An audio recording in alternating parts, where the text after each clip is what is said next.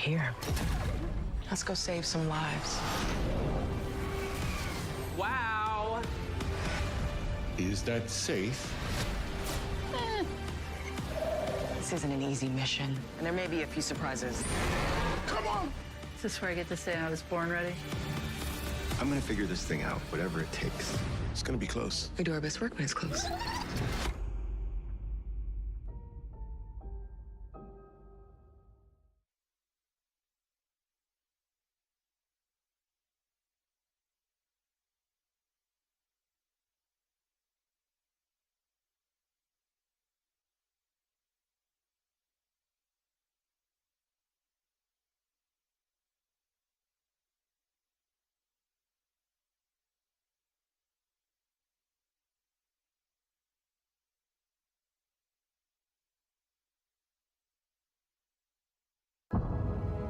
You're only as good as those around you. Those days on the Enterprise made me a better man, a better father, a better friend. I thought I could inspire people, bring justice to an unjust universe. You have no idea how hard it is to be in this world. Do not presume to know what I have and have not sacrificed for this. We have to be willing to go through that door to what's next. There's a whole universe out there. Wherever you go, we go. Here, in this moment, let's do what we spent our lives learning to be great at. As long as you and your crew remain steadfast, you are never without hope.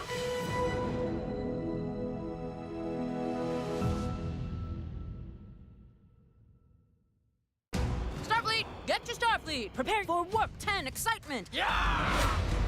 This is an unauthorized launch. It is the greatest adventure of your lives! These broken rocks are reading our nightmares, but I don't like my nightmares! Behold! So magical! Whatever happens, we're in this together. Woo!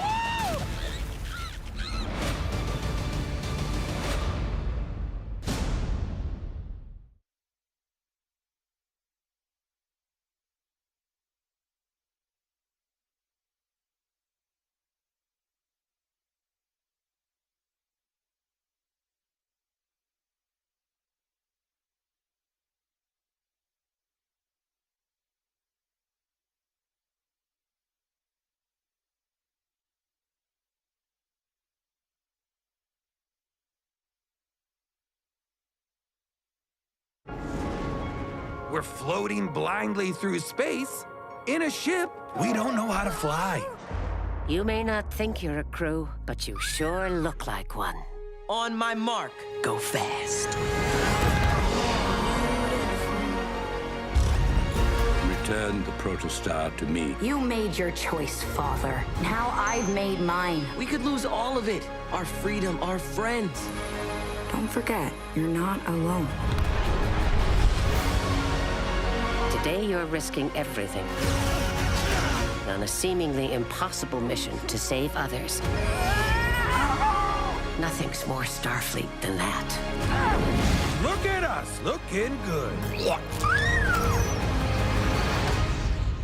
I can't believe there are so many stars.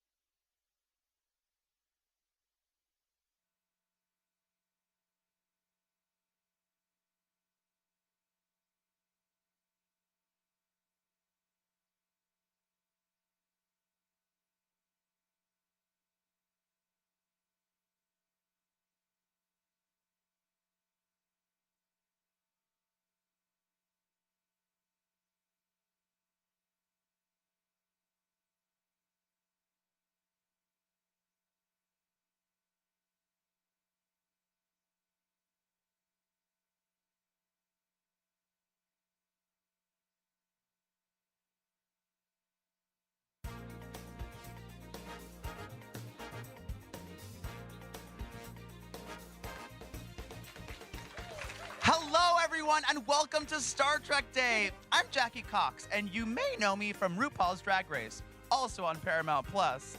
But today, I'm here as the world's biggest Star Trek fan, and I'm so thrilled to be here at the Skirball Cultural Center in Los Angeles with Star Trek Discovery's Klingon High Chancellor L'Rell, Mary Chieffo.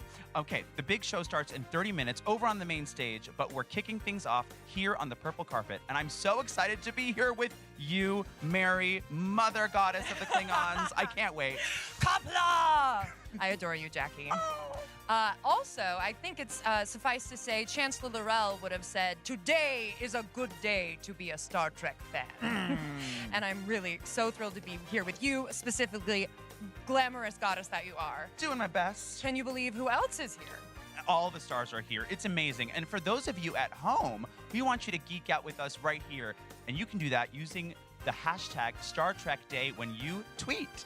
Also, for every person who tweets using hashtag Star Trek United Gives, $1 will be donated to the ACLU of Southern California in honor of the late Nichelle Nichols. That is very cool. Now, let's get to it. Woo!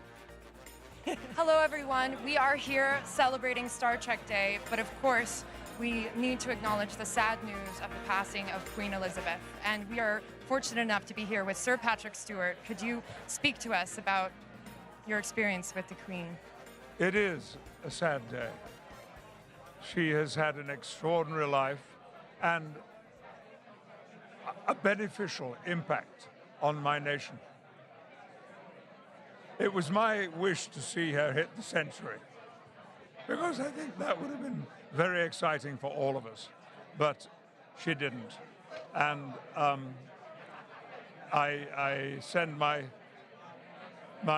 sympathies to her family, and particularly to Prince Charles, who I've met several times, and whom I admire, and I am intrigued if he is to be the next monarch in the UK, because there's been some uncertainty about that.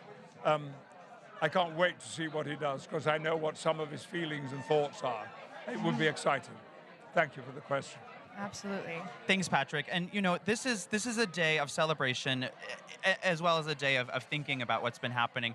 And I think what's been so exciting about the first two seasons of Star Trek Picard, if I may segue, is that we're also exploring the character of Jean-Luc Picard as he's also entering a new era of his life and saying goodbye to some of the things of his past. How has it been kind of marrying where you are, Sir Patrick, with where Jean-Luc has gotten to this point of his life? What are some of the things that you feel like now are the stories that you'll be able to tell because of this time of your life?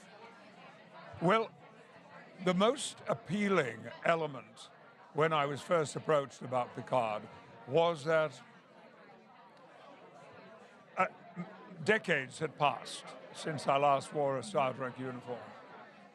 And they wanted to examine what had happened to Jean-Luc, what his life was like, what he was doing, what had happened to him during those 20-odd years. And when I said to them, but, you know, my life has changed in exactly the same way. It has been an eventful 25, 27 years of ups and downs.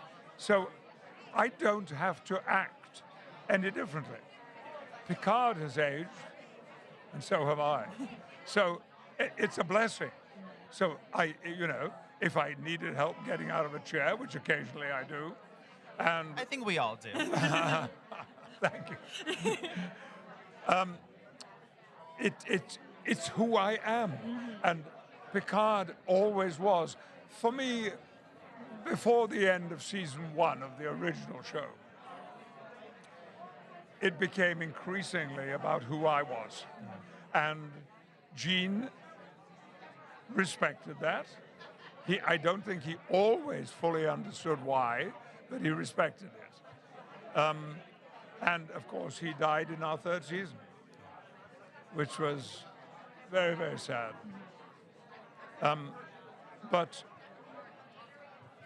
as the season went on and Rick Berman had taken over, I found that I was delving into myself more and more. And it felt good because I hadn't really ever done that in my acting was about becoming someone else. But the Jean-Luc and Patrick merged, and in such a way that I felt it brought an authenticity, of course, to what we were doing. Well, thank you so much for just giving us your heart and your soul and imbuing the character with all that you are. It's an inspiration to watch you work always, and to get to see you continue in Star Trek Picard is such an honor, so thank you. It wouldn't be Star Trek Day without you, so thank you for being here with us. Thank you. Long may that continue. Yes. That's right. Long may that continue. Yeah, right? Thank you Happy so much. Star Long Trek and Day. prosper.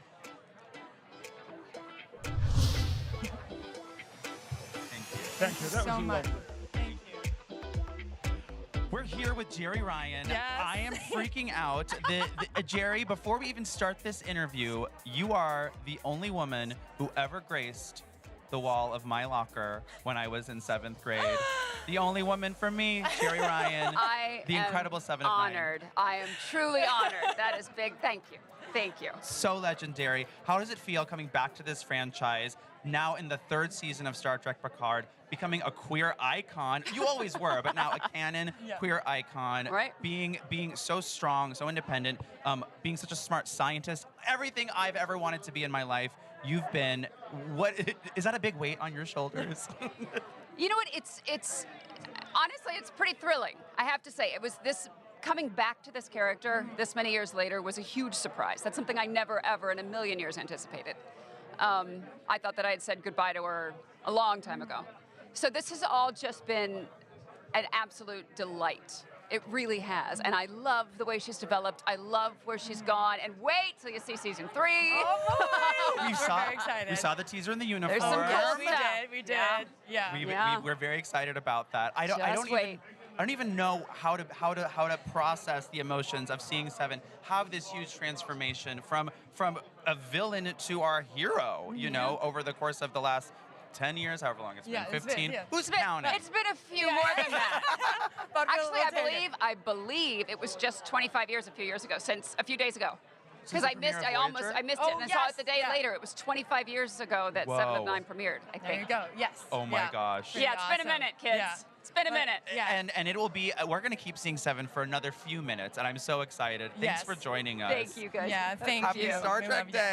Happy Star Trek Day, ladies.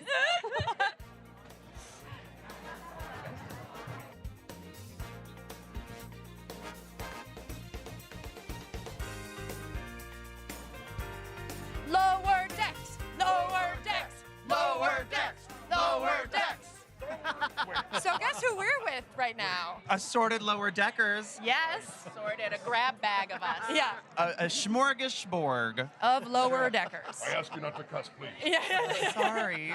Okay, this is one of the biggest departures in Star Trek history, bringing this show to life, and the fans are loving it. It is such a cool shift for the franchise. How does it feel being part of something so epic, something that I know has been your dream for I don't know how many years? What does it feel like? I think it feels amazing, but also like our sneaky thing is that we're all very funny people. We like making funny stuff, and this is our chance to get to make Star Trek at the same time. Yeah. So like we take the Star Trek side of it almost more seriously than the comedy side of it. Don't tell Secret Hideout. No, yeah, because we can do comedy anywhere. We can do comedy about anything. It's the Star Trek stuff that's important, and that's what makes the comedy even better. Yeah, we're all very serious about it. Mike has several late-night emails from me. Actually. Have you given Mike notes? Oh, I know when Tawny reads scripts. It's like around midnight, because that's when the emails start coming in with her Star Trek notes. Look, it's not that I know more than him. It's just sometimes I have like a different take on the canon, maybe.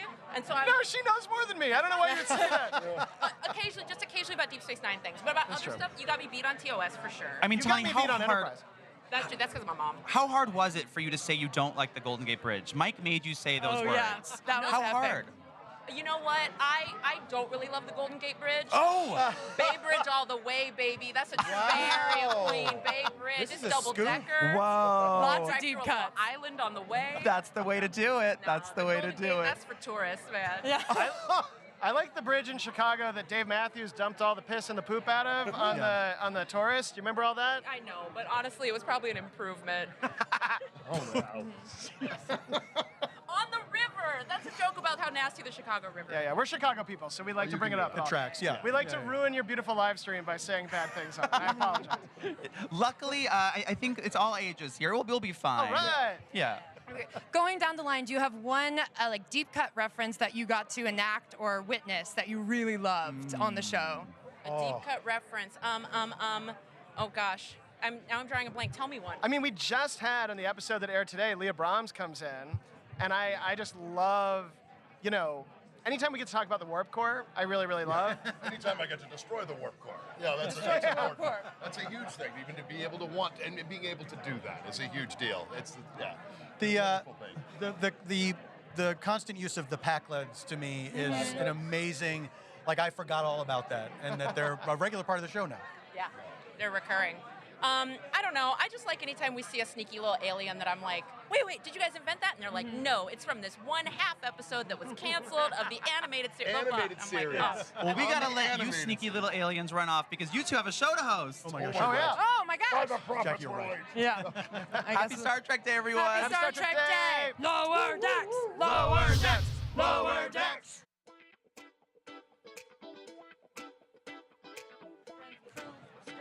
Okay, we are here with Alex Kurtzman. This is the shepherd of the Star Trek universe. Okay, I have 1 million questions to ask you, but I only have time for a couple. So the first one is, are there drag queens in outer space? Absolutely. Yes, confirmed. Very good. That's the most important question, I think. How could you even ask me that? It's a given. Oh, gosh. Okay, I can't wait to see them. And here's the thing. You've now brought this franchise, this universe, into so many new spaces. How exciting has that been for you? And are there even more directions we haven't seen yet?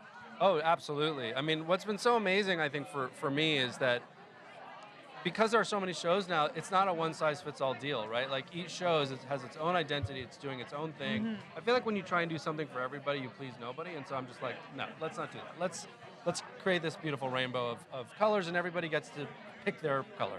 You know? I love that. That's how I feel when I'm watching the different shows. It's like, what am I in the mood for? Do I want to escape in this way or get some laughs here? And then they all, I think, ebb and flow within that. You know, you get beautiful flavors, and it's just such an amazing legacy. Thank you. I can't believe, you know, when back in the 90s or whenever, when there were 3 Star Trek shows running, I was like, this is so amazing. And now there are 5 Star Trek shows on television. It's crazy. I hope that every little kid who was me at that age is now just beaming with joy. I feel like they are. I feel like I know they are. The response has been so incredible, and I like how you said like everyone gets their own favorite. Yeah. And you know, when I'm in a sad mood, I put on Lower Decks, and I am in such a good mood. Yes, that's just an adrenaline shot of fun and laughter. So why not? And that's what Star Trek is, right? Like, so many people go to it when they're in a moment of sadness, or they just need to have like remind me what's wonderful and beautiful about humans, you know, in our existence, and that's what it's there for. I think. Yeah, found family. That's been really striking me as I've been watching the new series. It's so much about that in each of them in different ways. Yes, that's We're all a ragtag crew. Totally. The Island of Misfit Toys. Terry Farrell was speaking to that earlier. Pushing the representation of the franchise to the newest heights, the highest heights. Now, I think on the cutting edge of mainstream franchises and really showing the world what the world looks like. I think that's so incredible. Is there somewhere else that you are ready to push for, or maybe a hint you can give us of things that maybe you're ready to bring even more of to us that we've seen a little bit of? I think every generation brings a new answer to that question, right? And so the thing that's to me that's so beautiful about Star Trek is that it made its bones by doing that from the start, right? At a time when it was unbelievably dangerous to do that, but somehow not only was it kind of rewarded for it, it's what everybody, I think, thinks of most when they think of Trek. So for me, I think the idea is we have to double down on it because we can, right? And there's a responsibility there. And when you can, you have you have to do it. Where no one has gone before. You heard it here, people. Thanks for joining us, Thank you, guys. Thank you so much. Thank you. You're the Thank best. you. Appreciate it. Thank you.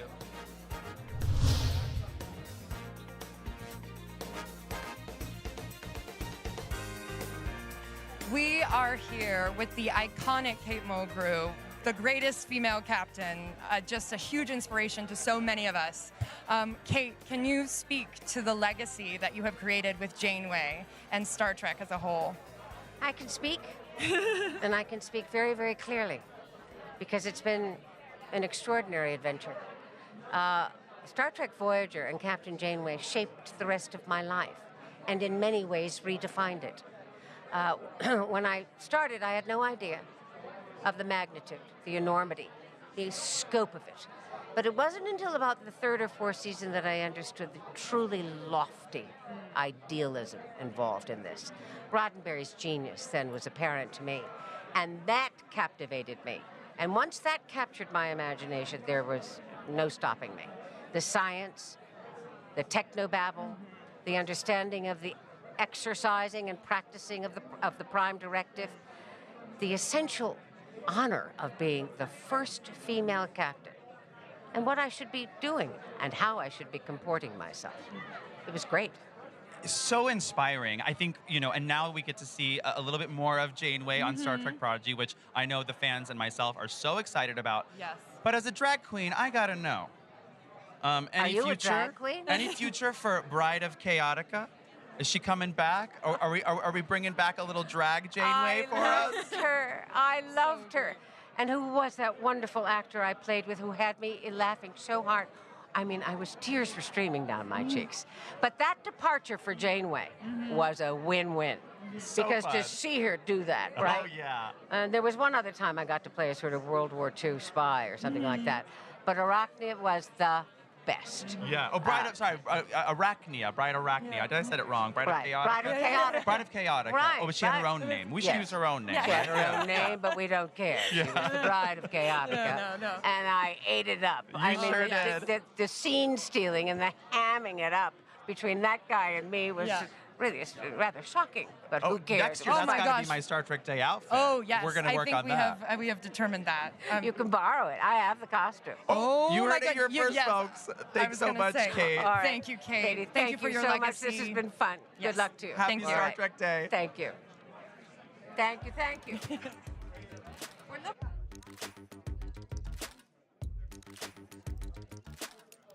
Got the door. Oh my God. Well, I don't think I don't need any medical advice or anyone to captain or pilot my ship, but now that I have you two in my sights, I feel a lot better. We're here with Babs and Melissa from Star Trek Strange New Worlds. We know you just completed an amazing, amazing first season on television, but have already finished filming the second season. Yes. So many even more stories. Okay, you're still looking friendly with each other. So hopefully not too much horrible things went down over there, but I know you can't give us any spoilers. We can say nothing. You can say nothing. But what you can do is tell us, how does it feel now having gone one more lap around the sun, so to speak, with Star Trek Strange New Worlds? Yeah, I mean, the fact that the world hadn't even seen season 1 when we started filming season 2 was very strange. But filming while the world was receiving season 1 and loving it just made such a difference for us, because we were so relieved. We're like, okay, they love it. What we're doing is working. And so we just went into season 2, and I keep saying I think it's even better than season 1. I think it's the only thing I can say. Babs, I don't know. Do you agree? I'll take it. Hey, I agree. Babs is a man.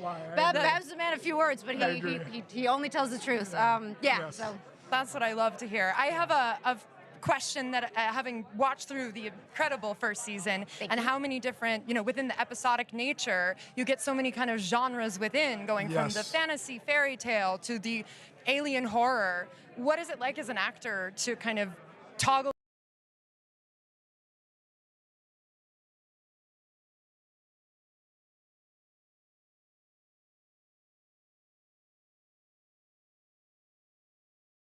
Special. Special that, as actors, it gives us room to play. We get a chance to play and do whatever. And now we are, that's why we all started it. So it's a beautiful thing. It's been really fantastic to experience that. And I think too, like a lot of roles, like you get one role and that's your role, but in Star Trek we get to play almost a different role every episode. Yeah. It's quite crazy. And you both do it so beautifully. Magnetic, thank you. both of you. Thank you for your work. So excited to see season 2. Season 2! I can't wait. Yes. Thank you guys. It's so great to meet you. Oh my God, nice to meet you. Thank you. We'll have a party now. Now we know each other. Yes. That's right. I'm coming on the Enterprise. Okay, great. Let's go. We're all coming. Invited. It's so cool. I have no idea what's going on there. I know. I am loving seeing everyone's comments and reactions online, and make sure you're using hashtag Star Trek Day on all your tweets and posts so we can see them. Mm-hmm. And in celebration of the 40th anniversary of Star Trek II, The Wrath of Khan, we partnered with Cool House all summer long for the Summer of Sweet Revenge tour, giving away ice cream sandwiches across the United States, with our last stop being here at Star Trek Day. And I love this. They have a custom maple pecan flavor made by Cool House called The Wrath of Pecan. Perfect. Plus, thanks to our friends at Fathom Events, Star Trek II: The Wrath of Khan returned to theaters this week. And tonight is your last chance to see it on the big screen. Tonight? Perfect way to end your Star Trek Day.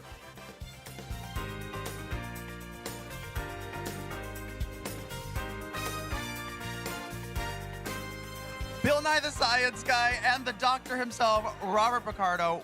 What? Yeah. I am gagging. which means it's a good thing. It's a good thing. Not in the scientific way or medical way. Just in the awe and respect and geeking out. Yeah, and as someone who, was a child of the 90s, seeing both of you on screen was so inspiring to me, and knowing that science can be cool, but also very fun. Both of you are able to make, medicine and science seem so cool to me. Now that we're in this era where maybe not everyone believes that medicine and science are cool, do you feel even more weight on that legacy? How do you feel as men of science? Well, the thing about Star Trek is its optimistic view of the future with science. Science is so important. How important is it? It's in the U.S. Constitution. Article 1, Section 8, Clause 8. And I'll bet you almost everybody here is alive and their quality of life is higher because of medicine. And also Star Trek is great for building friendships. Bill and I met because of Star Trek. I was on the advisory council of the Planetary Society, which Bill leads, and now I'm on the executive board. We've got our special pins on today. Yay! Because there are a lot of Planetary Society members that are big Star Trek fans. Now, Bob, you started out in microbiology. Not micro, just regular biology. I was a biology major in school, and then I took a wrong turn and became a fake doctor. He got discovered. He's a hologram. You can poke your hand through him. Whoa, look at that. In real time. And Bill told me years ago that you can learn everything you need to know about life from Shakespeare, Star Trek, and baseball. That's exactly a true fact. Well, I think here we got 3 out of 3. We got the Niners, we got Shakespeare, and we definitely have Star Trek. There we go. Very good. Happy Star Trek Day, you guys. Happy Star Trek Day. To the legacy continuing. Let's change the world, people. Let's do it. We are here with none other than one of my dearest best friends, Kenneth Mitchell, my fellow Klingon. Hello, Ken. Hello, my mother Mary. It is always a joy to share these special family events with you. I see that you are wearing a Saru-inspired shirt that my girlfriend and I got you in Vegas.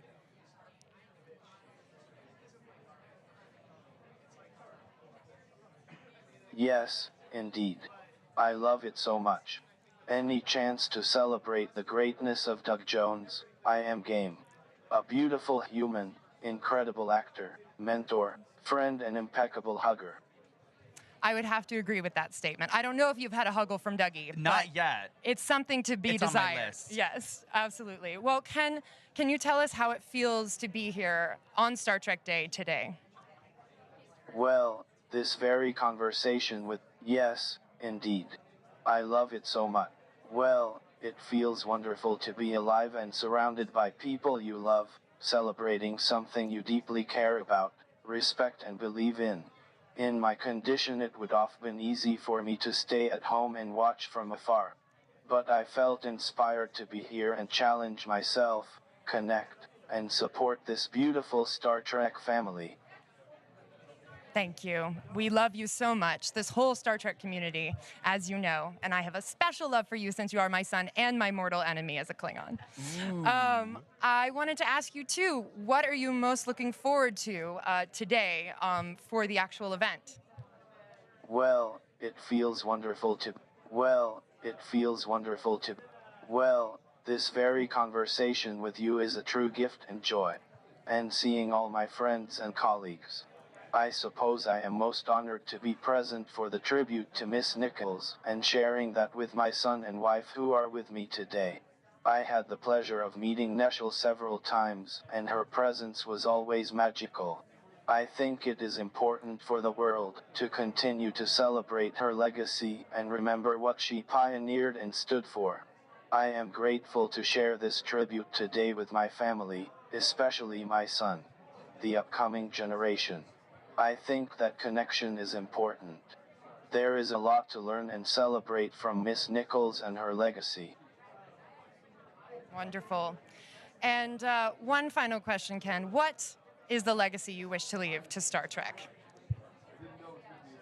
Oh, I guess I wish to leave it all on the Star Trek rave dance floor.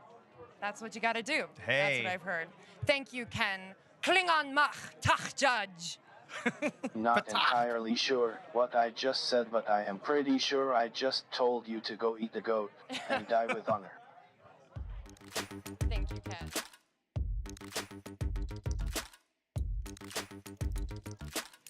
We're here with Jess Bush from the incredible Star Trek Strange New Worlds. Very excited to be here with you. You are bringing back to life one of the legacy characters from Star Trek, the original series, Nurse Christine Chapel, who the fans all know was, of course, played by the amazingly iconic Majel Roddenberry, the first lady of Star Trek. Do you feel a little bit of her weight on your shoulders? We know that she wanted a strong, fierce, independent woman from the beginning on Star Trek, and now you get to bring that to life. Absolutely. I feel it just feels so delicious and great to be able to kind of fill out the character in the way that I know that she wanted to and probably wasn't afforded that opportunity as a woman in the 60s and 70s. So I'm so thankful to the writers for giving me that framework to do that and to kind of offer that to the fans who loved Majel's character when it was first conceived of, to be able to be like, yes, and this, you know? So special. And I think, too, what's so exciting about Star Trek Strange New Worlds is we're pushing the franchise again in new territories, new places, literally. But I do think what's so exciting is we get to see a lot of your personal lives, too. Has that been a little bit of a fun wrinkle maybe you weren't expecting? Because I think a lot of Star Trek is driven around the plot, the aliens, the end of the universe. The Strange New Worlds, But if I you will. want to know, who's Nurse Chapel going to date? Maybe just me, because there's someone she's into who's kind of off the table. I know. And as a queer woman, I didn't miss that drop that there had been some lady fun. Yeah, so she's I think the possibilities are I love how endless. they just slipped that in there. And Yeah, I'd love to see how that might So unfold. fans, feel free to ship Nurse Chapel with all of anyone. Yes, Anyone. yes.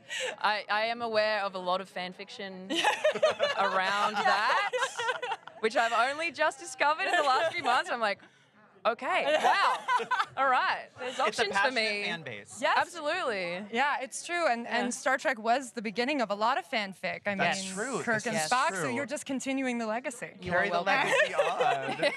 And what's one thing, we know you can give us any spoilers, maybe what's one word that you can use to describe season 2, which I know you just finished filming, of Strange New Worlds? For the show broadly or for Chapel?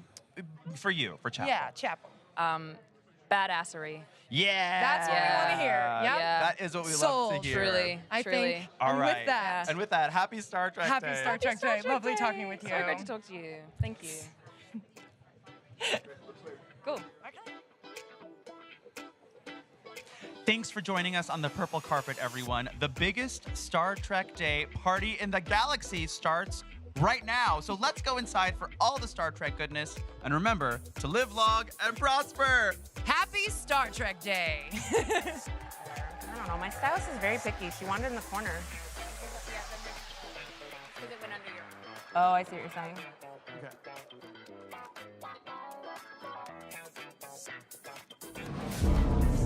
Ladies and gentlemen, and invited alien species, greetings.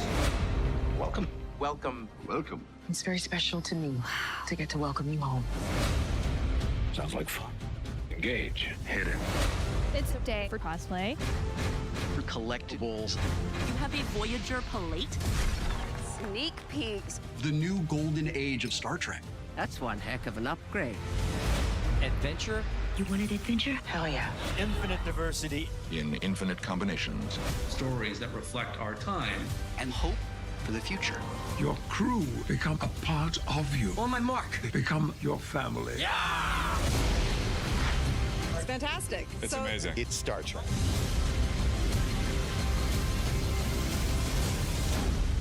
Hailing frequencies open, sir.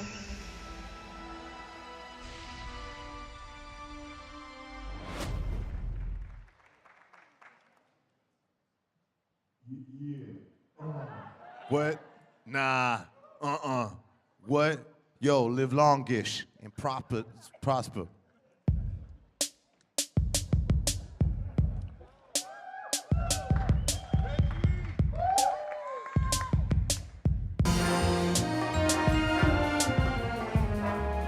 Live from the Skirball Cultural Center in Los Angeles, Paramount Plus presents Star Trek Day. And here are your hosts from Star Trek Lower Decks, Tawny Newsome and Paul F. Tompkins. Oh, hello! Oh my gosh! Wow! Wow! Hello to you! Oh! Oh, what is up, Star Trek Day people? There we go. Oh, yes. Oh, a very logical Star Trek Day unto you, Paul. Well, a very prosperous Star Trek under you, Tawny. Oh! It's nice to actually see you in person. I know, same to you. Okay, so Paul and I, we host the official Star Trek podcast, The Pod Directive, together. Yes, I'll hold for applause. Thank you. And we both voice characters on Lower Decks, but we never actually get to be together. It's true, and it's sad. Yeah. Now, Tawny, you play Beckett Mariner. She's a plucky ensign trying to make her way in Starfleet. Hey, yeah, and you play a therapist who's also a bird. Picard. That's the power of animation. Now, being here together, Tawny, I feel like we're on some important away mission where the stakes are high and the situation is grim. Yeah. Dr. Miggly Moo and Beckett Mariner exploring the strange old world of the 21st century. Now, that's never been done before in Star Trek, right? The strange old world. Yeah, no, that's never been done. I mean, except for Tomorrow Is Yesterday, Assignment Earth, The Voyage Home, Past Tense Parts 1 and 2, Future's End, shout out to Carbon Creek, and pretty much all of Picard Season 2, but yeah, never. Wow, yeah. That is a lot. Tawny, I can never hold my own in a trek off with you. All right, well, full disclosure, they put some of the stuff on the prompter. But also, guys, the gates are open for all levels of fan here. You can be small, you can be tall. It's Star Trek Day. From small to tall, it's true. And good thing, because we have so much Star Trek for all of you. We are talking to the stars of Picard, Strange New Worlds, Prodigy, and of course, Lower Decks. That's us. Yeah. And we will also be beaming up to Toronto for a behind-the-scenes look at the 5th season of Star Trek Discovery. Oh my gosh. Will Poutine make an appearance? And hey, guess what? There's cosplayers who are going to strut their stuff on the runway, as well as hints, previews, and big announcements of what's coming soon in the Star Trek universe. Yes. And later, a special tribute to the late icon, Nichelle Nichols. Yeah. Okay, everyone, let's start this Star Trek Day by saying hello to our friend and today's special musical guest from the Late Late Show with James Corden, Reggie Watts. Reggie. Hi. Hi, guys. Hi, Reggie. Hi. Hi. We see you. Hey, happy Star We Trek see Day. you. They hid you. They hid you around a corner. Yeah, I requested. I get so nervous, you know. 'cause Okay. You guys are so Of course. amazing. Of course. Of course. Okay, Whatever I'm you sorry. need. We don't want to make you sad. Oh, I'm just glad to be here. Thank you. Yeah, absolutely. What happened? Hey, to all you folks out there, I got so involved in the bit with Reggie, I forgot I had to say things. Yep. To all you folks out there, we want to hear all your reactions to today's events and feel the Star Trek Day love. Please visit our social handles at Star Trek on P+, and at Paramount Plus, and use the hashtag Star Trek Day on your posts. Yes, do all those things. And this is super cool. Super cool. For every person who tweets the hashtag Star Trek United Gives, Paramount will donate $1 to the ACLU of Southern California in honor of Nichelle Nichols. Yes. Yeah. Let's bankrupt Paramount. That's terrific. So now let's kick things off. One of the things we all love about Star Trek is that it introduces us to new species and civilizations vastly different than those of us on Earth. It takes a lot of work and a lot of time to bring these otherworldly looks to life. Fortunately, we have the head of Star Trek Picard's special makeup effects department, James McKinnon, here to talk us through it. James, come on out here. James!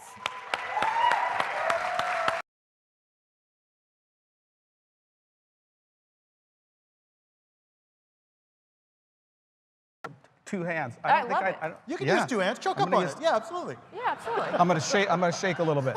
Yeah. All right. This is like James, baseball. welcome to Star Trek Thank Day. you. Now, you and your team have created some amazing looks for Star Trek over the years. Yes. You personally started your Star Trek journey on DS9. DS9, yes. And you've continued through Picard. That's a lot of latex, James. It is a lot of latex and silicone. 25 years, 26 years of doing makeup with the old Mike Westmore's looks and moving into our new looks that we've excelled and moved forward with all the makeups. Wow.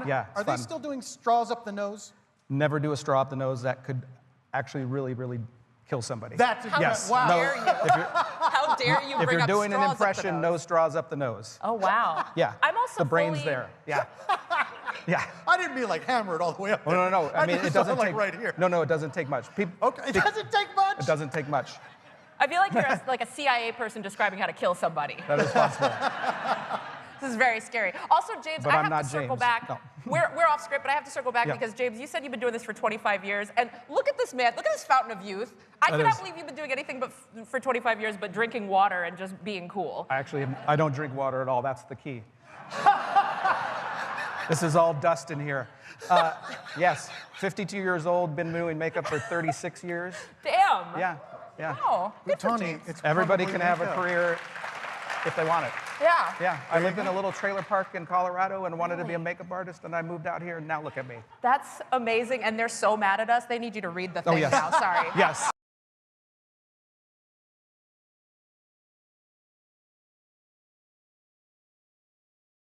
And I'll show you how it's done. Oh, wow, okay. Does anybody want to be I just happened to bring Romulan prosthetics. Does anybody want to be a Romulan? Do you want to pick someone, James? Anybody? Oh, anyone. Let's see. It looks like no one wants. That is a Romulan outfit, so we're going to choose you. Here we go. Come on up. Come on up. How are you? Chat. Hi there. What's your name? I'm Giraffe. Giraffe, where are you from? I'm from France, but I live in San Diego. Okay, all right. So continental. I was born in San Diego, so this is a connection already made. See? Friendship. There you go. The tall child knows everything. Oh.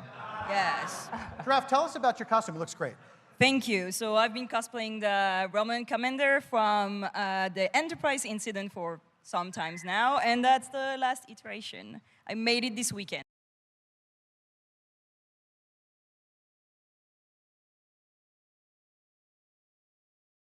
Cool. All right, here Yeah. we go. All right, so you guys You're gonna go do away it? now, Yeah. I think. Let's do it. All right, so James is going to go transform Giraffe into a Romulan. Yep. And we'll check in with James and Giraffe in a little bit. In the meantime, we've got some more familiar faces joining us. I'm so excited. I am too, because they're familiar. Yeah. And they have faces. Okay, you run that way. I'll run this way. Goodbye. John?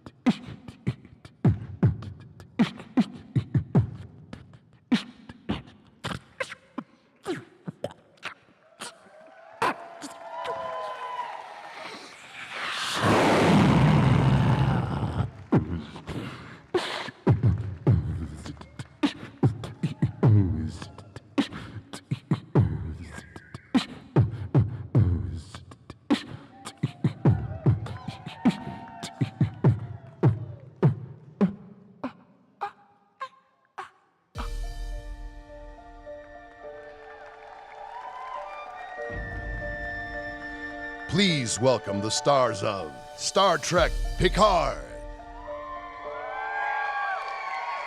Here we go. Here they are. I am here with Patrick Stewart, Jerry Ryan, and Michelle Hurd. Welcome to Star Trek Day, everyone. Thank you. Wonderful to have you. There's so much to talk about for Star Trek Picard's final season, and I've got one or two questions for you.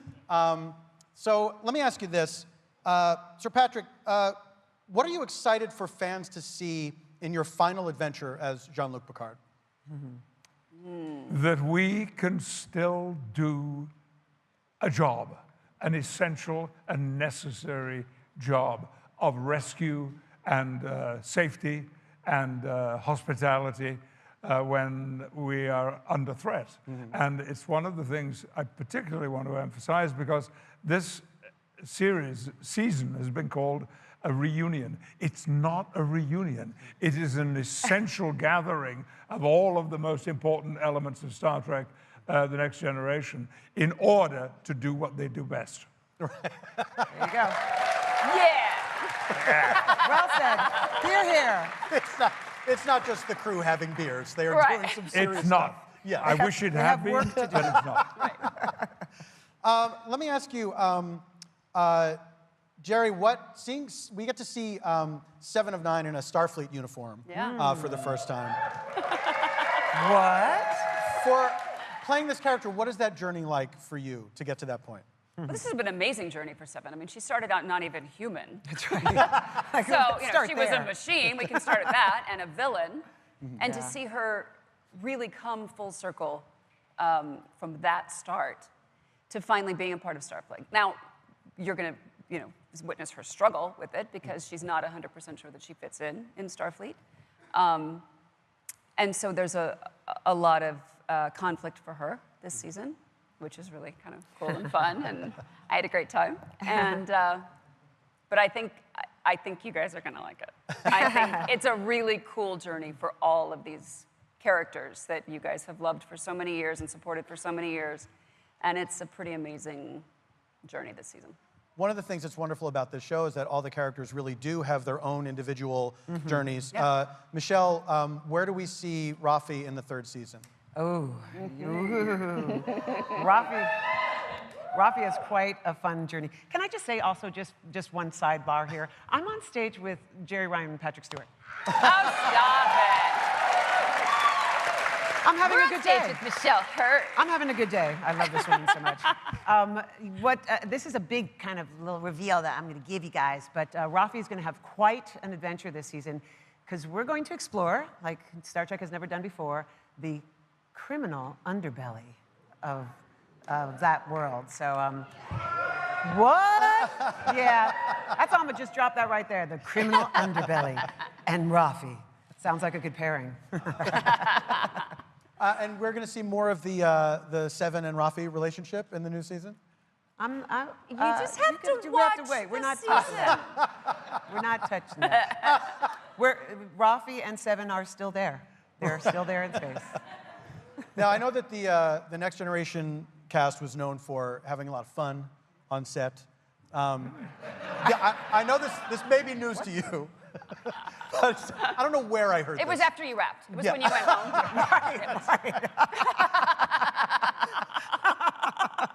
Were there any of the old shenanigans that may have happened when they visited your set? Oh my God. Absolutely not. You can support me in this. Or not. It's all shenanigans. It's all the time. shenanigans. If you have Jonathan Frakes and Patrick Stewart on the stage Dear together, God. nothing but shenanigans. Who is the worst offender? Who's the most shenanigan? I think it's Frakesy. Frakes. It's got to be Frakesy. It's got to be Jonathan, right? LeVar? Oh, well, really? No, he was pretty well behaved. Yeah. He was pretty well behaved. He chips in, with clever stuff. Brento. Oh, well, well, that's true. Yeah, it's Frank. Brento, Spino. Well, and also, I mean, you did, first season, you did saran wrap my toilet, so remember that, Patrick? Yeah. I mean... The classics never go out of style. Oh, my God. You are 12. He didn't do that. We had fun. He didn't do that. He didn't do that. I believed you. I totally believed you. Okay, anyway. Well, this all sounds... I cannot wait for this new season. I also heard that you might have something else to share with us, if that's possible, to get us even more hyped up. Well, since it is Star Trek Day, I thought I'd show you a little tease.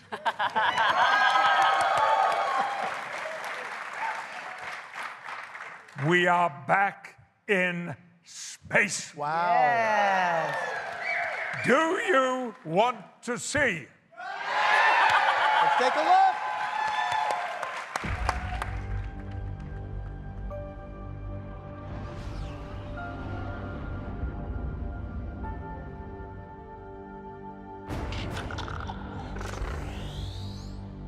This message is for Admiral Jean-Luc Picard.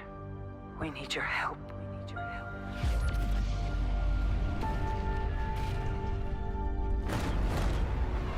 I need to find a ship. We need to find a ship.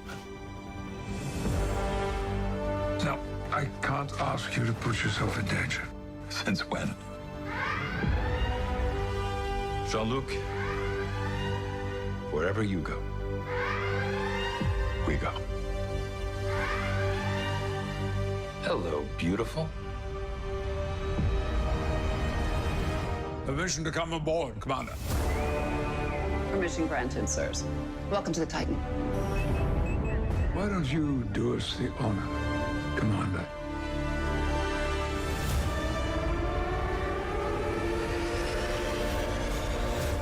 Engage.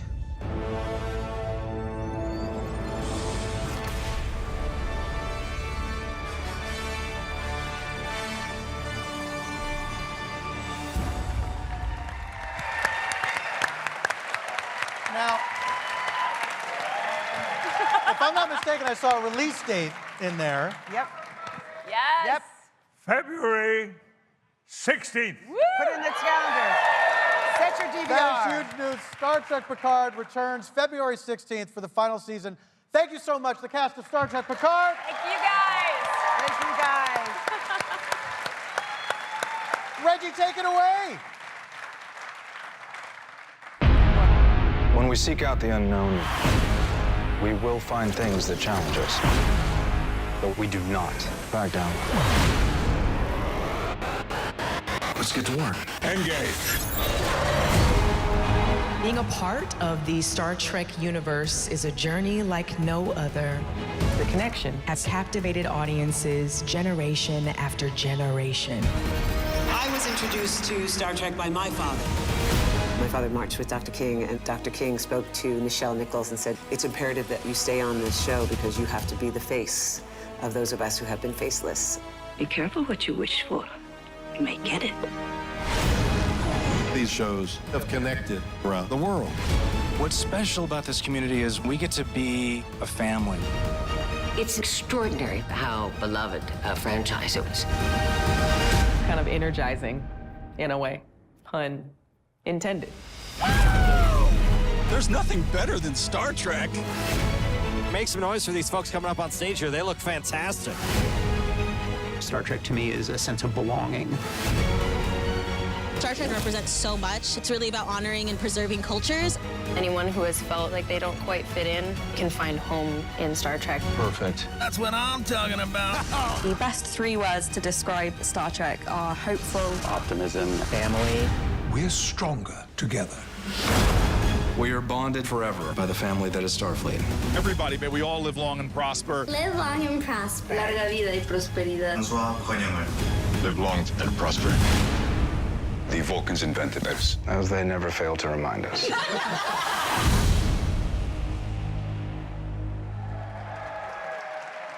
Okay, we are backstage here with James and Giraffe, and the transformation is underway. James, how do you think it's coming along? It's coming along very good. We are moving along. We're putting the silicone prosthetic, Romulan of the North prosthetic on. Romulan of the North, excellent Yes. choice, sir. And Giraffe, how are you feeling? Are you feeling more Romulanian? Yeah, I feel very secretive right now, so I cannot tell you anything. Understood. And hi, what's your name? Diane McKinnon. Hi, Diane. Nice. Diane McKinnon? Yes. I sense nepotism. We'll check back in to see the transformation when it's completed. And now, a word from Jason Alexander. The question has been asked, how has Star Trek influenced my life? I don't think there has been a substantial impact at all, which is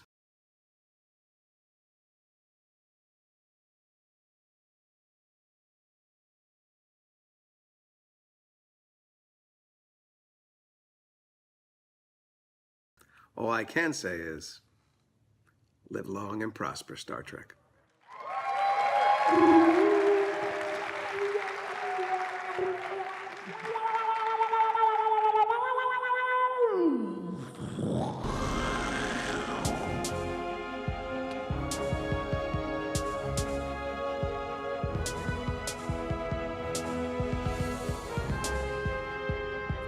In September 2017, Star Trek Discovery brought new Star Trek episodes to our screens for the first time in over a decade. Do you remember how powerful that felt?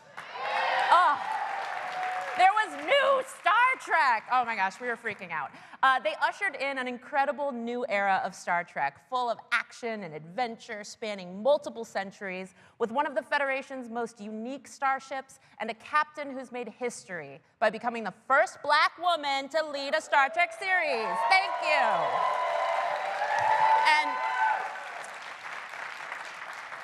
And like, this is just personally from me.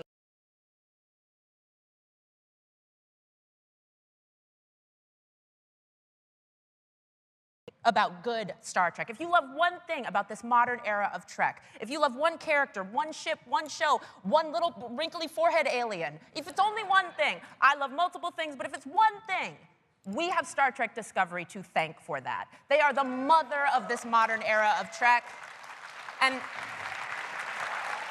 it's true. It's true. We just gotta pay respect sometimes, you know? Okay, back to the scripted remarks. Today, we have a special Star Trek Day treat to share, a behind-the-scenes look at the making of Discovery's upcoming 5th season. Take a look. Happy Star Trek Day,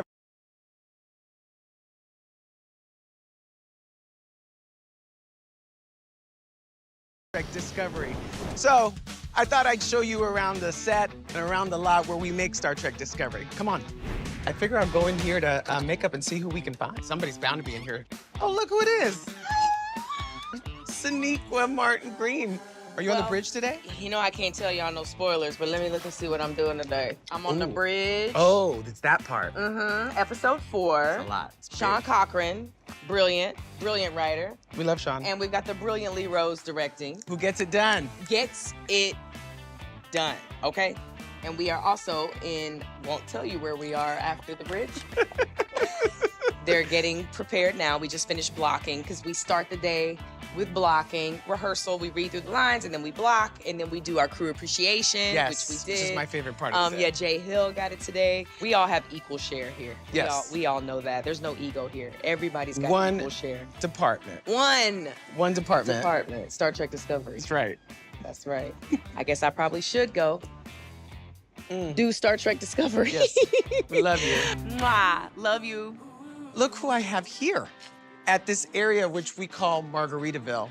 The lovely Tilly and Adira, my friends Mary and Blue. And this is Beetle. This is Blue's pup. My son. Do you remember who named this Margaritaville? Chelsea. It was Chelsea. Chelsea Oliver on Wardrobe, who's gonna be so mad we mentioned her by her full name. Hi, Chelsea. But this is where we kind of we hang out here. How are you guys doing? Chillin'. What are you doing today? Oh God, what are we shooting? Yeah, we really can't tell you anyway. If we go down here, we'll actually find Michael Burnham's quarters. And look, the doors are magically open for us. Every captain and their quarters are very different. They all decorate them differently. I know that Sonequa actually worked really closely with production designers here, and she picked a lot of items that are indicative of Africa and the diaspora. You know, you feel like you're in Michael Burnham's world, her private sanctuary, if you will. And you'd never know it, as gorgeous as it looks right now, but this is all just make-believe, and there's just plywood and tape and glue and nails holding it all together. A lot of detail has gone into these sets. Stuff you wouldn't even know was there, you probably would never see it. For instance, this plaque here, which is the plaque for Fed HQ, which you know is also a ship, right, on its own. This is the USS Federation Pax Class, Starfleet Registry, NCC 325002. But with all of that even, they've managed to place a quote from a poem by Sarah Williams here that says, "Though my soul may set in darkness, it will rise in perfect light. I have loved the stars too fondly to be fearful of the night." So we're here in the Discovery costume department. There's usually a bunch of fittings happening here. This is a fitting room here, and then we have another one back here. Oh, and look, it's my TV husband. Hello. Anthony just joined us this season. Why do we have these fittings? Why is it important to have these fittings, and what takes place during them? Yeah, so I mean, the uniform is established, so this fitting is a little bit easier, so it's more just about checking out fit. So I mean, we're looking at different things. We're getting the collar that's too big, or if things are too tight. So we're always tweaking, as bodies change out, we're always tweaking things by millimeters, fractions of inches. Yes. So always going, always looking. Have you had a favorite costume you've had to wear? The pajamas that we wore in the famous bathroom scene, they just felt right for the moment, especially something that for a scene that was so meaningful. Well, thank you guys. Thanks for letting us crash. Of course. I think Sonique was in here on stage 7 shooting something on the bridge. Let's go check it out.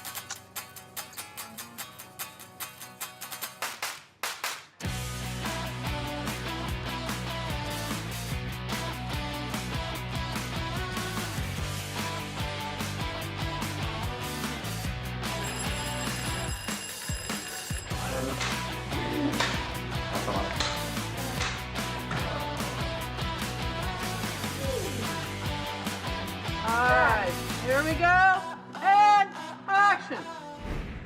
Thank you so much for joining me today on my little behind-the-scenes tour of Star Trek Discovery on behalf of the entire cast and crew. I can honestly say we cannot wait for you to see what we have cooked up for you for Season 5. So enjoy the rest of the Star Trek Day celebrations, and we will see you very soon.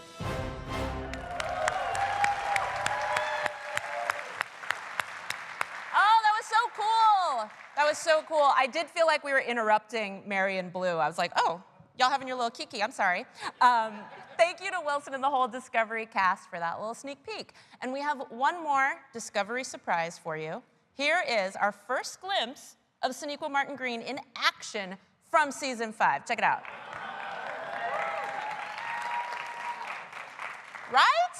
Doesn't she look cool? Look at Burnham. Oh man, fans are gonna be talking about that. We're gonna be like, what's the deal with the goggles? What's this little dirt bike action happening? Who, again, always the question, who is doing Mama's braids? I gotta know. I gotta know where we get the braids done in that century, you know, because I imagine I'll be living then.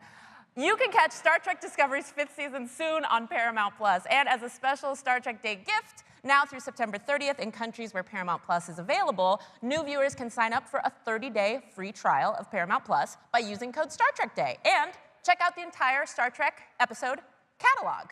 All right? Great. Beyond the catalog of more than 800 episodes, Star Trek has a long history in video games. Among the most popular is Star Trek Online from Cryptic Studios. Yeah. Let us clap for the game, yes. From Cryptic Studios and Gearbox Publishing, players become a captain and interact with legendary Star Trek characters voiced by their original actors. As a Star Trek Day treat, we've got an exclusive look at the game's new update available on PC on September 13th. In this chapter, called Ascensions, Will Wheaton makes his Star Trek Online debut as the Terran Emperor, yeah. The Terran Emperor is a mirror version of Wesley Crusher. Now, let's take a look. The other. At last. Many have fallen trying to prevent our meeting.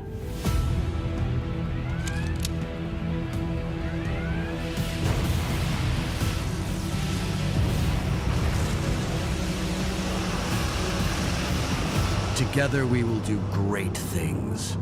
And no one will be able to stop us. In this or any universe.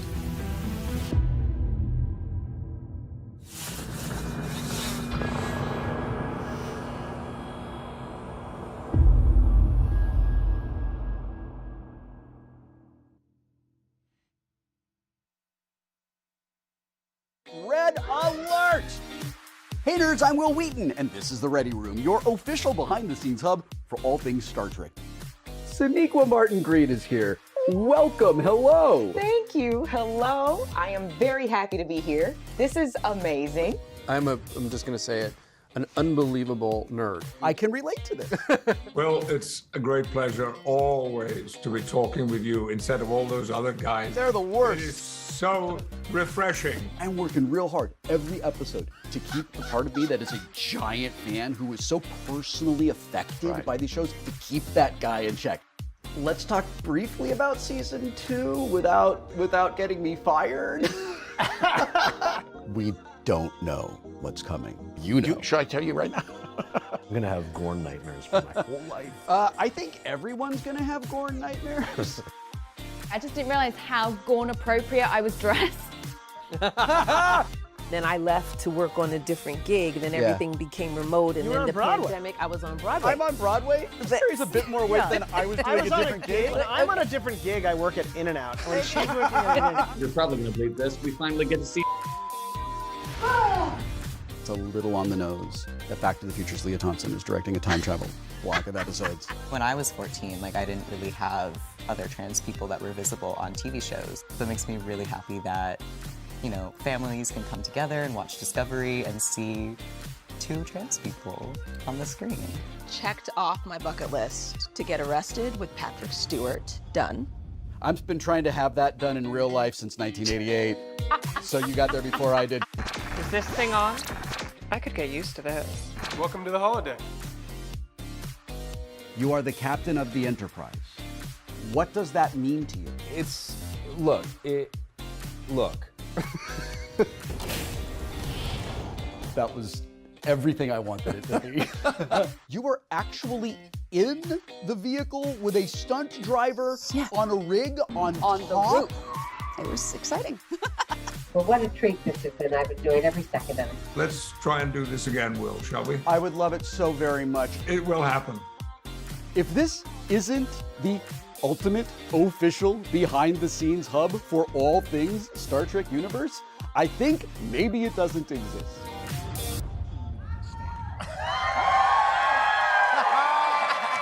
That was fun!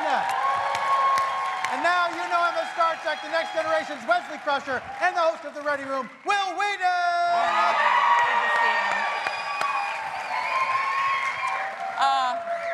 I love it. All my friends are here. Hi, Will. Happy Star Trek Day. Hi, happy Star Trek Day. Oh, okay, so as a lifelong fan and a hugely important member of the Star Trek family, what do you love most about Trek? I have been thinking about that a lot, actually, as I have been here today. Do a lot of people ask you that? Or am I the very first? Tawny, as far as you know, you are the very first person to ever ask me that question. Thank you so much. Wow. I do kind of live like a goldfish, where like, I don't remember anything but 10 minutes ago, so this is great. Being here since the day started and getting to watch all the current cast members go through the red carpet, getting to watch all of these amazing videos of the shows that are on right now that I'm a massive fan of, and seeing these little reminders of this thing that like, oh yeah, by the way, Will, you put some cement into the foundation of where this building is going right now. Yeah. Like, what an unbelievable privilege this is. The favorite thing I love about Star Trek is that it has given me a place to belong as my authentic self with no judgment, and it's given me a family. Yeah. Oh, that's awesome. And I mean, that clearly, that shines through as you host The Ready Room. What's your favorite part of doing the show? The thing about the Ready Room that's great is, like, I get to live in the center of a Venn diagram that's like lifelong Star Trek fan, member of Legacy Star Trek, which is weird. This is I love saying this because it freaks people out. I turned 50 this year.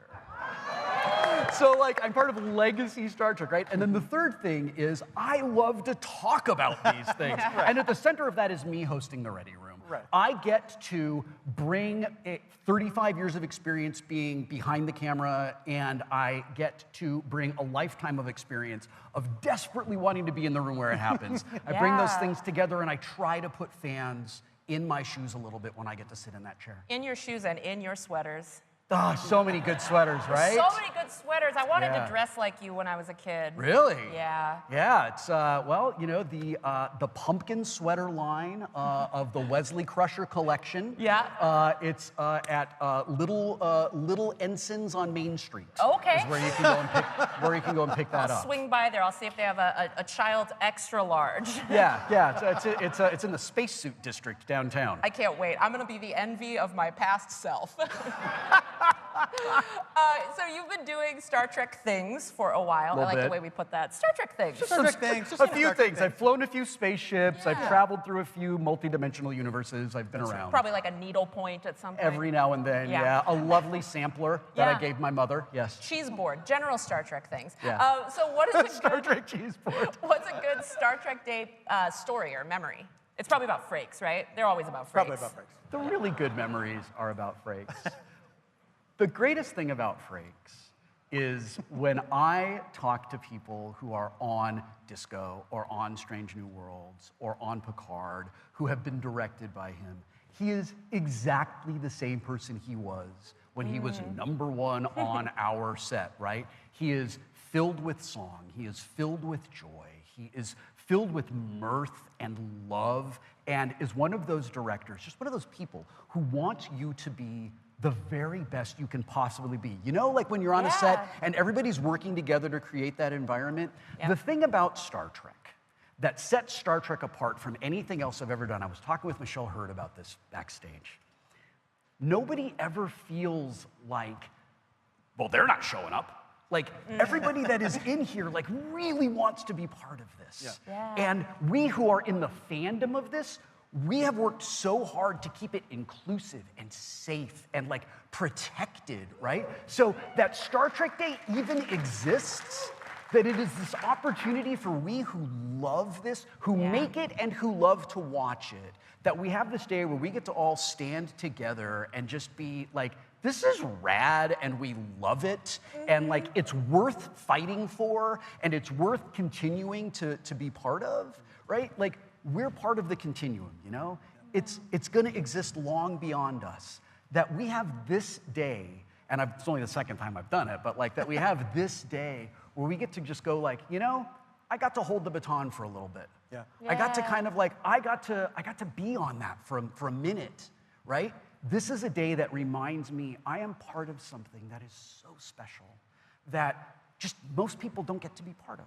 And we're also a special part of it, Will. And thank you so much for being here today. Thank you. Will Wheaton, everyone. Thanks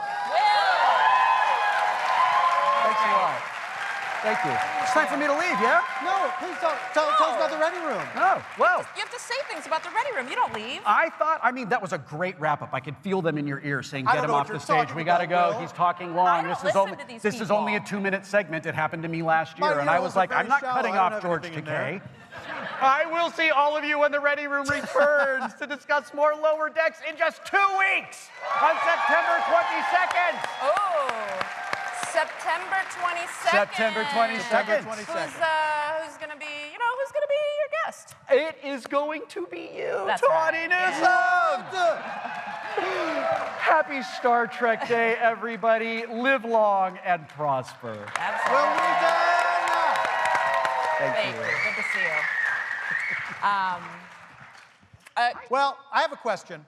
I have an answer, maybe. I hope you do. Wait, can I tell a quick Frakes story? I wish you would. They're gonna yell at us, but I want to tell a quick Frakes story because everyone's gonna They're love gonna it. yell at you. When I was in Vegas, they will just yell at me, but I stopped listening to this a minute ago. When I was in Vegas, I was hanging out with Frakes and Gates McFadden. Jealous, yes, I would be. You had a Frakes and Gates? I had a Frakes and Gates, and someone in the lobby, out of nowhere, said to us, "Do you know that there's a Star Trek convention in town?" And Frakes goes, "Really? Who do you think is here?" And the guy goes, "I think it's like all the actors." And Gates goes, "Oh my gosh, do you think like famous people are here?" And they were like, "Yeah, I think there are." And Frakes goes, "What's your favorite Star Trek series?" And the kid goes, "Gotta be Generations." We were like, "Thank you so much." And then we sat down and ate a sushi dinner. Anyway, okay. Generations, of course, was the daytime soap opera that had the haunted doll. Love it. Let me ask you, are you all using hashtag Star Trek Day on social media? God, I pray that you are. Because I'm going to be up all night into the morning reading your tweets and posts later. And don't forget to tweet hashtag Star Trek United Gives, because for every tweet with that hashtag, Paramount is donating $1 to charity groups that honor the memory of Nichelle Nichols. Yeah. Yes.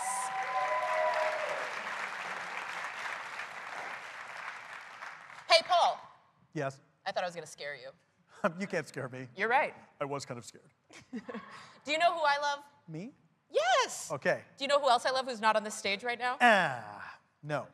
Jackie Cox and Mary Chieffo. I was going to guess that. I was going to guess that. I love them. I know we saw What? them. They're here. What? They're here right now. Baby. Oh my gosh, we're here at Jackie Star Cox Trek and Day. Mary Chieffo. Yay. Thank you for coming to my party. It's the decor is lovely. I think black carpet goes with everything. Yeah, please take off your shoes. Yeah, thank you. Oh gosh. Thanks, guys. Are you having fun? I'm having the best time So much ever. fun. I've met everyone I've ever wanted to meet. Like you, I am also, my former self is jealous of me right now at this moment. Yes, there's a lot of geeking out on this stage, I would say. Very safe to say. And okay, but in here, I'm seeing all of the gorgeous cosplay up in the Right? room. Yeah. Looks so good. Star Trek cosplayers are incredible. They are the best. I mean, it's just incredible the thought and care that everyone puts into their cosplays. We live for all of you. I am one of you, and I adore all of you. And speaking of cosplayers, let's bring out James McKinnon for the big reveal of our Romulan transformation. You're not a Romulan? Well, oh, wait. Welcome back, James. That was fast. Yeah. Quicker than I'm used to. I broke a little sweat. Was it too fast, or are you ready to show us the finished product? I'm always ready to show a makeup. Here we go. Come on out. Well, that seems impossible, but okay. I got 17 minutes. I usually get... Oh, wow. Wow. Check it out. You look fantastic. Little ear, I mean, turn around, incredible. little ear. It took me 17 minutes just to glue down my eyebrows. Look at this. This man is a pro, and I have a little bit of an understanding as I had to go through 2.5 to 4 hours of makeup to get into Laurel, depending on how much Klingon cleavage. Klingon cleavage. Say that 5 times fast. The name of your next single. Yeah. Wait, are we Klingon coining- cleavage. We're I coining still a can't phrase say it. right now. Yeah. Klingon cleavage is clivage. Cleavage. There you go. We have That's just canon. coined a new Trek term, cleavage. Cleavage. And with that, how do you feel, Giraffe? I feel very Romulan right now. Yeah. And I have to say that I have a better appreciation for actors that have to play with this. It's very hard to move your face, but it's incredible. Oh my gosh, it looks fabulous. You look amazing. But you're not alone here among cosplayers. We're actually gonna invite some of you up onto the stage. James, Tawny, Paul, that's your cue to go. Oh, damn. Okay. It's our time no, it's now. good. This is your break. This is like, I call this a Gates McFadden season 2. Okay.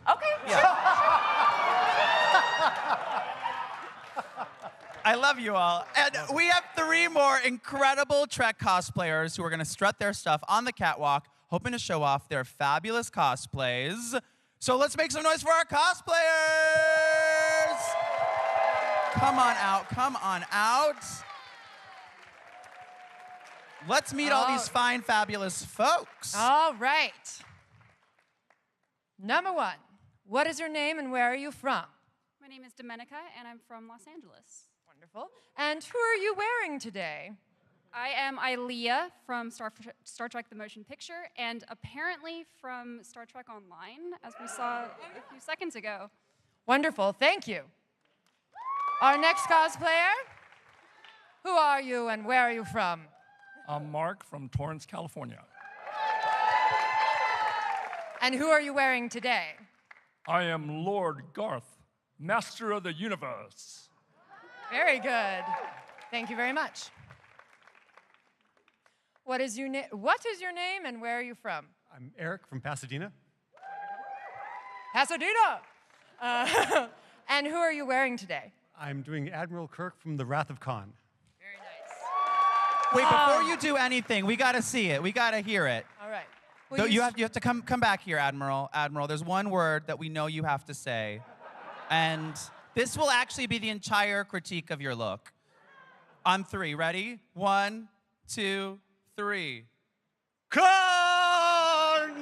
Yes! Fantastic. And with that, can we get a little bit of a catwalk? Yeah, it's like a, it's like a 6 steps forward, 5 steps back moment. See the front But and the before you walk, step right here. We gotta get a beat. Yeah, that beat. Thanks, Reggie. Give us that beat. 5, 6, 5, 6, 7. Take that walk and walk. Show us that, Kirk.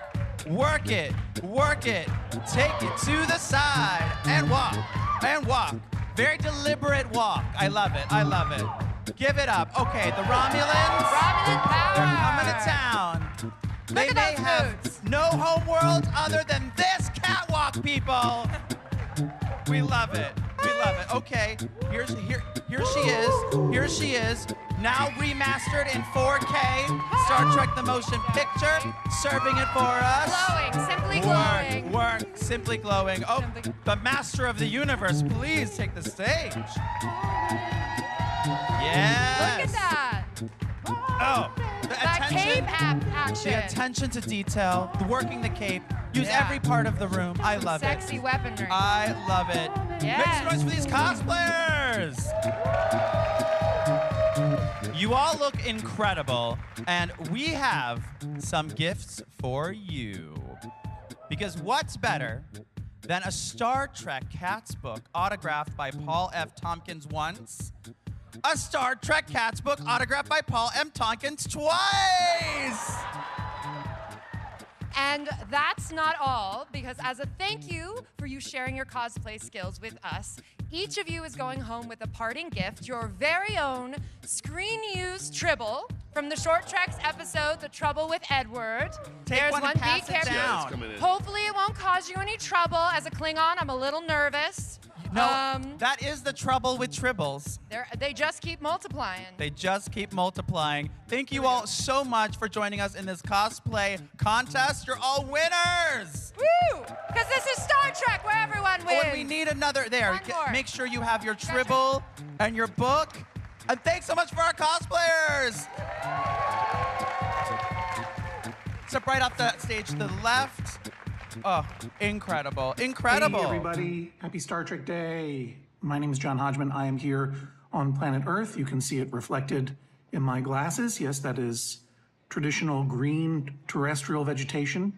I just wanted to say that I just finished binging the first season of Strange New Worlds, and it reminds me why I love Star Trek, because in all of its iterations, Star Trek is about a self-selected, diverse family of competent professionals doing meaningful work that they love and being kind and respectful to each other all the time, unless they're under the power of a space brain or they're in the Beard universe or whatever. But most of the time, it exemplifies a working group of people who get along, which we need more of.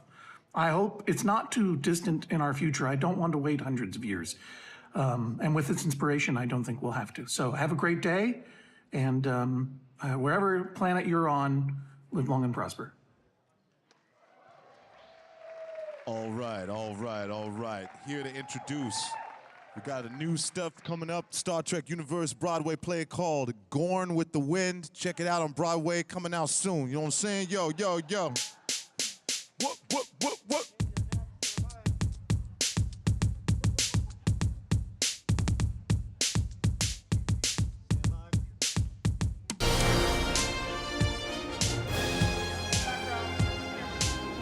And now, from the Star Trek series critics call imaginative, hilarious, stylish, and that arguably has the best-looking cast, even if you only see them in animated form, the crew of the USS Cerritos, my personal favorite starship, and home to the bravest, handsomest, noblest Bajoran security chief in Starfleet by the prophets, Star Trek Lower Decks.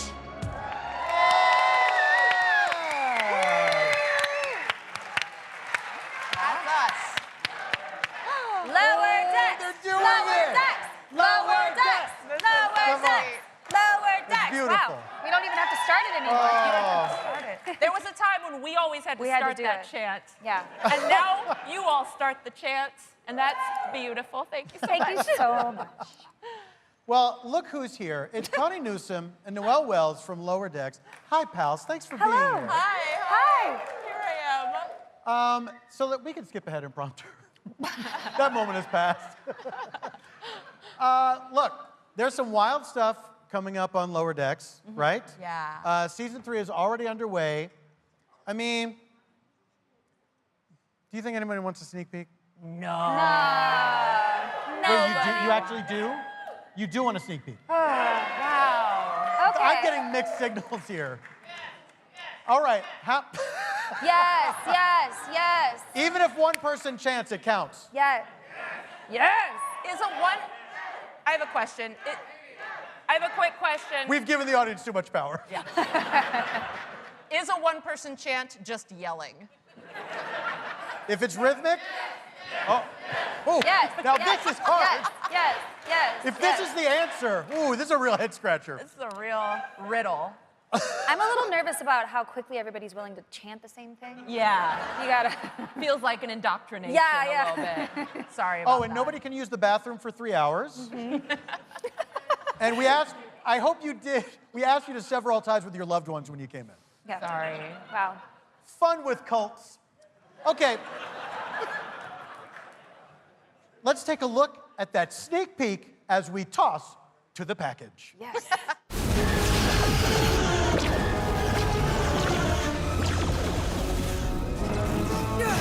Evasive maneuvers! Fire at will! We're being boarded. Let's throw them a welcoming party.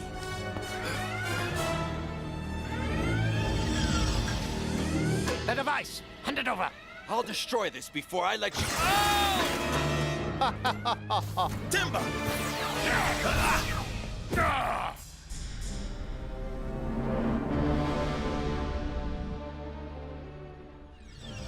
Commanders, the asset has been obtained. Excellent.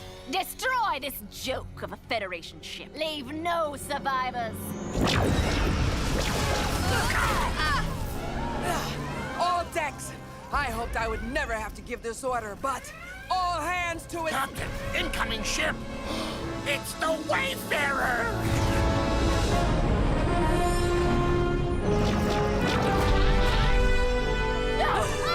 Thank the prophets. Send those thanks to Captain Bucephalus Dagger.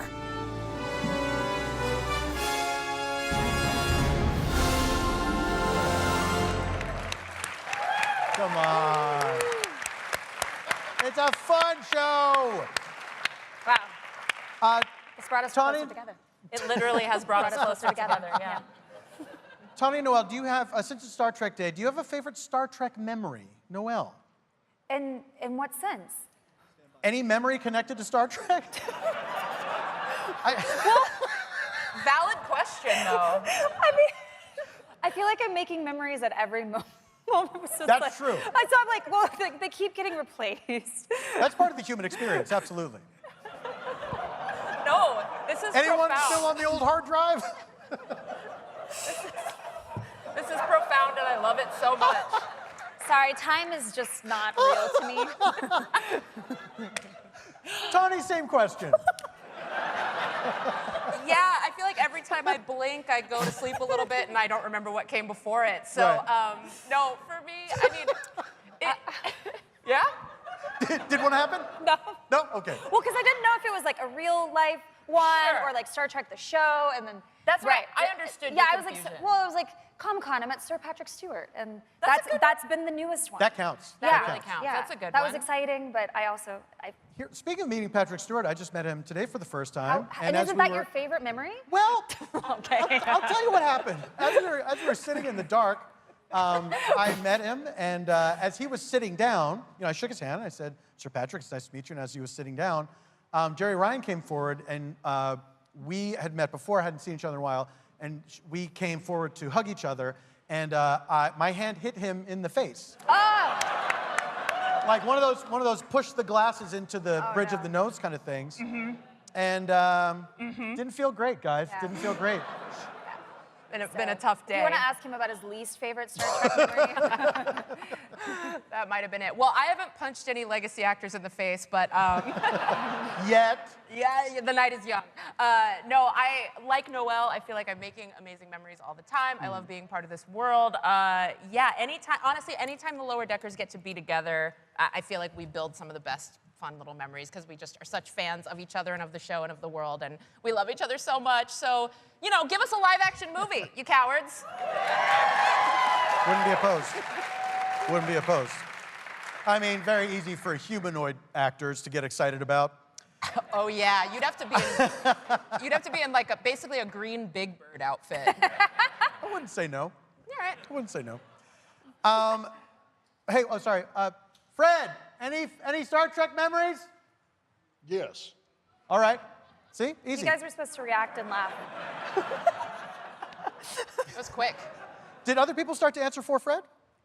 Yes, yes, yes, yes, yes. Now that we're 3 episodes into the new season of Lower Decks, is there anything that you could not talk about that now you can talk about because it's out there? Oh, what can I not talk about? I don't know. Time is a vortex. I don't understand it, but It's no longer a flat circle, guys. Update. Yeah, you it's know, a vortex. Time's now a vortex. I am very excited for a very strange episode that's coming up later in the season that I won't spoil, but it's about a real Fringe character. It centers on them, and it is so bizarre and strange, and it makes me laugh so hard, and I cannot wait for you all to see this episode. So this is a crossover with the TV show Fringe. This is exciting. I want it written down. Tawny Newsome reveals. Yeah. Crossover with Fringe. Uh-huh. Yeah, I broke that news. No, no, there's a lot of cool stuff coming up. There's a movie sequel episode. It's gonna be cool. Cool stuff. Noelle? There is a lot. This season was so fun to record, and it's been really exciting to see as the episodes are premiering, being like, oh yeah, we did that such a long time ago. But my character Tendi gets to face her heritage in a very funny episode, and we get to see how she feels. And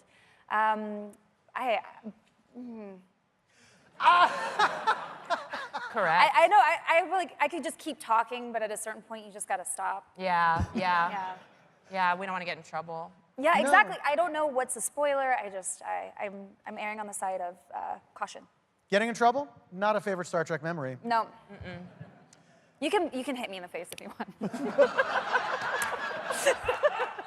Honey. I'm sorry, honey. No. All right. Well, look, we're going to go backstage, hit each other in the face. Tawny Noelle, thank you so much for being here on Star Trek Day and chatting Lower Decks. Tawny Newsome, Wow. Noelle, well. This is so fun. Oh, wow. Yes. Hey everybody, Doug Jones here from Star Trek Discovery. Happy Star Trek Day, and look what I just found. Discovery. Look what you can do. Look what you can do. Right? You get in on that QR code. What? Wow, we opened a portal. Yes. That's my ship. Our ship. Okay, it's not all mine. And you've got Delta shields for other shows here too. But this is my favorite. If you want to take a selfie with it, post it with hashtag Star Trek Day. Hang on to my story. Yes.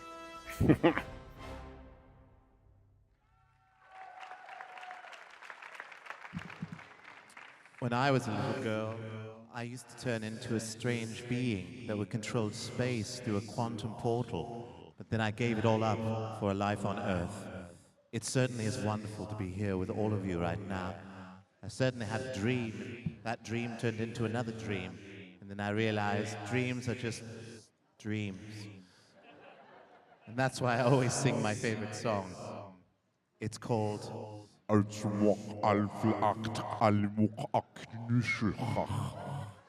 which means the eternal is inevitable as long as you've got the time for it. Anyways, here's a little bit of a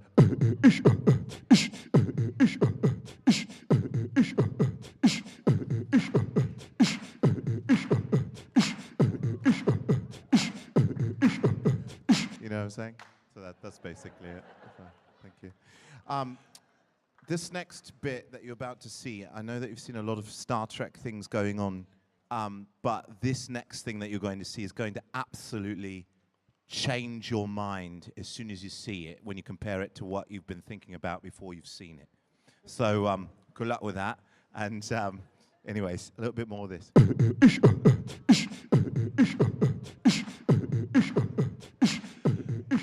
You know him as Packlet Delegate number 2, Out of Breath Packlet, and a few more Packlets. Please give a Star Trek Day welcome worthy of a Packlet Delegate to the funniest comedian this side of the Gamma Quadrant, Brian Posehn.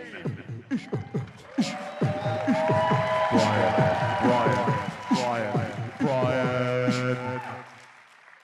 Holy crap. Give it to that guy one more time. Give yourselves a hand for being here. I am so glad to be a part of this, to get invited to this, and I am a giant fan. And just so I know there's fans at home that might be getting ready to rip me, because that's what I would be doing, sitting on the internet, ready to slam the comedian. I got to meet Picard, so ha-ha. And by meet Picard, I mean I farted nervously in the couch while he was getting mic'd by me. But it was a moment for me, you know what I'm saying? Just to be here, I'm so stoked to be a part of this, to be asked. But then I had to change my thing around. I had to change some jokes at the last minute. That's why I've got notes. This set, for me, has become my own Kobayashi Maru. So it's winnable. It's winnable. Watch. As a part, I'm actually a voice on Star Trek Lower Decks. If I could go back in time and tell my dorky self, young self, I'm still dorky, but young self, if I could tell him that I would be part of Star Trek canon, I would say, what's canon? And get out of my room, you furry weirdo. Actually did. I played voices. I've played some Packlids. Yeah. Including the Packlid Queen. Which means that even in the bright science fiction future of tomorrow, I'm still basically a dumb idiot. A queen of the dumb idiots, which is awesome. So I really did. I grew up on Star Trek. I was listening to Klingon opera before their foreheads got all crazy. My uncle and his friends were like the first fans I ever met. They were older than me, quite a bit older. And my uncle went to UC Berkeley, and he would have all his friends come over, and they would watch the OG Star Trek and quote it and argue about it. And I thought they were the coolest adults I'd ever seen in my life. We all are. Give ourselves a hand for being sticking around. When you find this thing that you love as a youth, for me, it's cool to see like the younger generation getting into it. I have a kid. My kid's 13 and he's into Star Trek now, which is awesome. Like for me, yeah, thanks. I started Star Trek the motion picture in the theater, opening weekend, and I gotta tell you, it was a rough sit. Spoiler. They finally made a less boring edition, which is great, so come on. That's what I'm here for. And then I got into Wrath of Khan, and I went nuts. Like, Wrath of Khan made me a fan for life.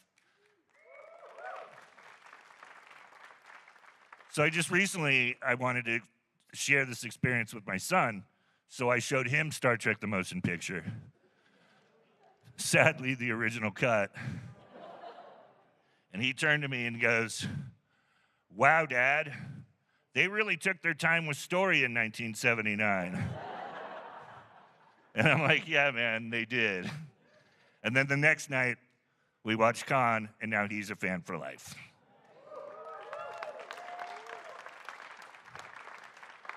I'm going to get back to why you're here. Star Trek. Get rid of the fat nerd going on and on, sweating up on stage. Let's give a hand for the man, the reason we're here, Gene Roddenberry.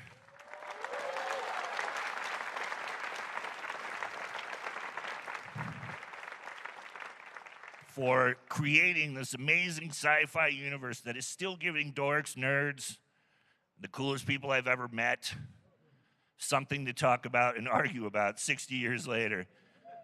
My part is done, so live long and prosper, everybody. Cheers.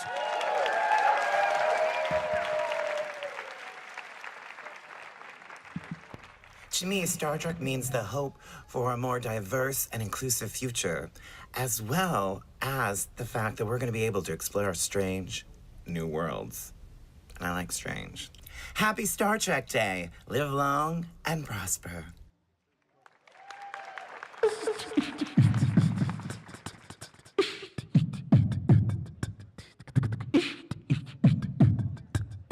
Engage. Engage. Are you engaged? Yeah, no, I meant engage.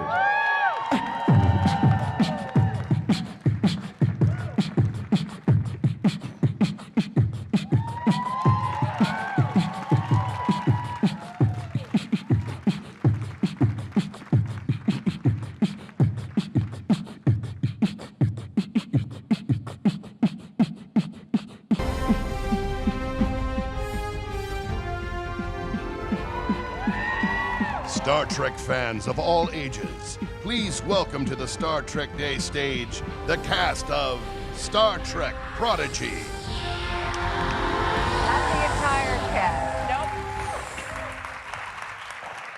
I'm absolutely thrilled to be here with the Prodigy stars, Brett Gray, who plays Dal. What's up, Brett? Hey. And of course, Kate Mulgrew, who plays two versions of the legendary Catherine Janeway. Happy Star Trek Day.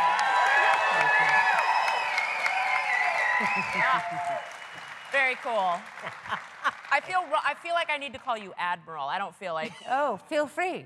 Don't let me deter you. And she said, and that was the correct assumption, and I will. Thank you, Admiral. I love Star Trek Prodigy. It's very pure. It's such a great addition to the whole Star Trek universe. So thank you for all the work you do on there. Thank it's you. Lovely. Yeah. Now, Admiral, is there anything that you can tease as we wait for new episodes? Anything I can tease? This might be just the moment for just a little something. Are you ready? Okay. All right, let's see it.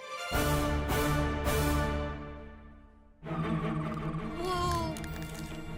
I can't wait to say hi to new Murph. And I can't wait to get out of here. Hog, the proto drive. Way ahead of you, Captain.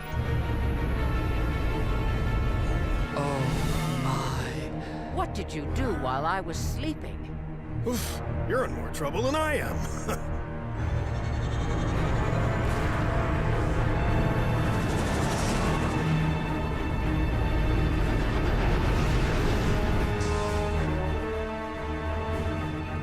Don't let them get away.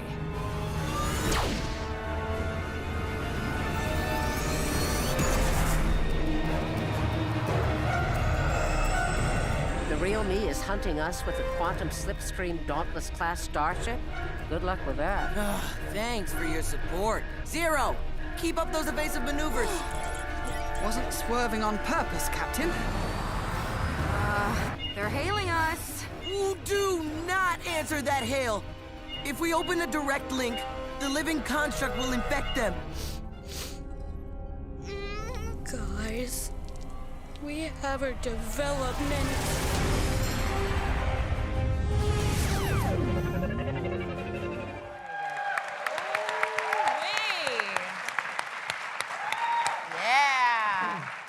I'm sorry, but that looked like a little bit of a TNG return. Did I just see Okana from the outrageous Okana? Ah, you're very astute. Oh. You did indeed.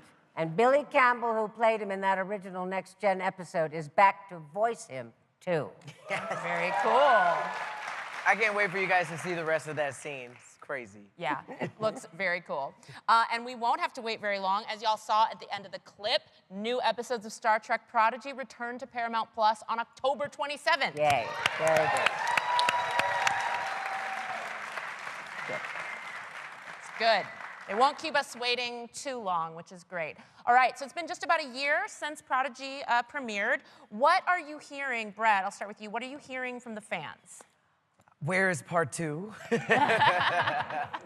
Yeah, they're hounding you, right? Yeah, I think they're also just super proud of our characters coming from where they came from to where they are now. It's like a full 180, and there's so much more to go. So just excitement for the journey ahead. Yeah, a lot of excitement. And the Queen died today. I know. I've said that to him 10 times. Yes. Okay, Admiral, I want to know what it's like playing hologram Janeway and Admiral Janeway. Like, do you do it? Do you do a different voice? Do you put on like a little hat? How do you differentiate in the booth? Like, are you having a different beverage? Is one of them a matcha gal? Is the other one strictly coffee? No, the little hat is The little crucial. hat, Yes.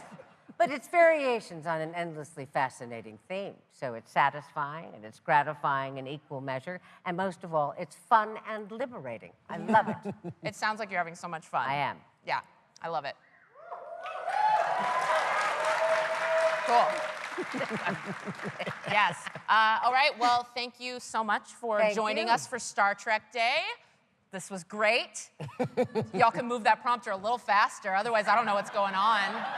I don't know what's going on. I'll just sit here. I'll start spilling secrets. It'll be bad. Prodigy is a unique Trek series. Yes. It is a unique Trek series giving parents, children, and fans of all ages something to bond over. Here's a look at how Trek has brought families together for generations, of course. All right, cadets, let's get to work. And boldly go where no one has gone before. This is gonna be fun. Engaged. Our mission is to explore. Whoa. To connect. To voyage into the unknown. After all, that's what growing up is all about. We're going again. As we make our way through the universe, It is critical that we succeed. we face obstacles that seem impossible. We learn to work together. And we make a good team. And most of all, we have a lot of fun. This is a place for adventure. Ready to activate, Captain. A place where everyone can belong. No matter how different they may seem. I love you, Murph. This is a place for family. I like this guy. We love Star Trek. We've only just begun.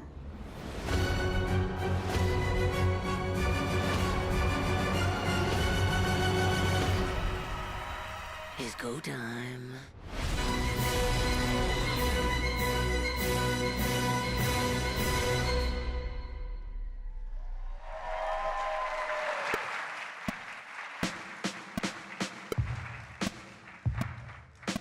I'm playing a beat. Eventually you'll hear a theme song. Until then, here's a beat.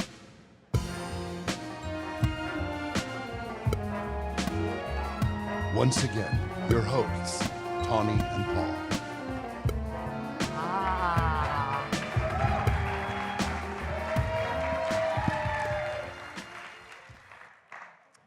On July 30th, our Star Trek family lost a true icon and hero when Nichelle Nichols passed away.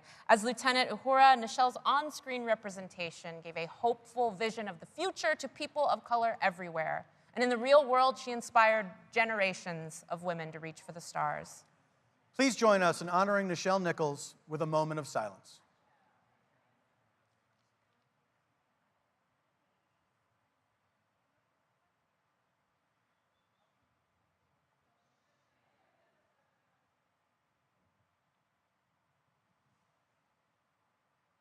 Thank you, everyone. Now, please welcome to the stage Star Trek Strange New Worlds' Celia Rose Gooding.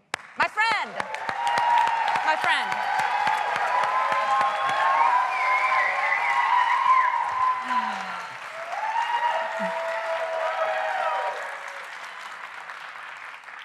On Star Trek Strange New Worlds, it has been my honor to perform the role of Cadet Nyota Uhura. I stand on Nichelle Nichols' shoulders, not only in betraying the character she originated and embodied, but in following a path she blazed for Black women and femmes on screen and off. As I sit on the bridge of the Enterprise, I feel her presence. I see her influence in those who knew her, and I strive to carry the majestic legacy forward into the future she wanted for all of us. All channels clear. Nichelle Nichols was a force to be reckoned with. This woman is a true hero. She had this air of limitlessness. She's uncompromising in her belief that the stars should be for everybody. It's a big galaxy, Mr. Scott. I have my Uhura shirt on to get a little bit of bravery, a little bit of armor when I'm going into something scary. She was brave enough to do this in a time where it was even harder. Enterprise to Captain Kirk. Come in, Captain. She was a great pioneer. She was fearless. She gave me a little bit of confidence. She allowed women of color to exist in an intellectual space. We had control, we had power. I'm connecting the bypass circuit now. I can think of no one better equipped to handle it, Miss Uhura. I can't tell you how many people have come up and said, I became a doctor, I became this because of Nichelle Nichols. The possibilities of our returning from this mission in one piece may have just doubled. She was so brilliant showing us how far she could take that possibility. Starfleet, are you aware of our current status? She was able to use all the goodwill she had acquired and say, I'm going to convert this to real world change. She went up to NASA and said, this shouldn't just be a fictional world. People of color need to be included. And I remember she pointed at me and said, I want you to apply for the astronaut program. I never had the sense that she thought anything was impossible. It is overwhelming to try and encapsulate what she means. The ability to dream, to be whatever you want. And Nichelle Nichols did that. Her legacy is turning fantasy into fact, because that's what she did. Some people pick up the whole country and they just move it forward a couple of paces. She's been a beacon, really, making sure that everyone was seen. Would you look at that? It is an honor to try and have even a fraction of the impact that she had. The work of Star Trek has always been to make people believe that our better angels will win. There is no better angel than Nichelle Nichols. I hope she knows that she's going to continue to teach me. Yeah, forever.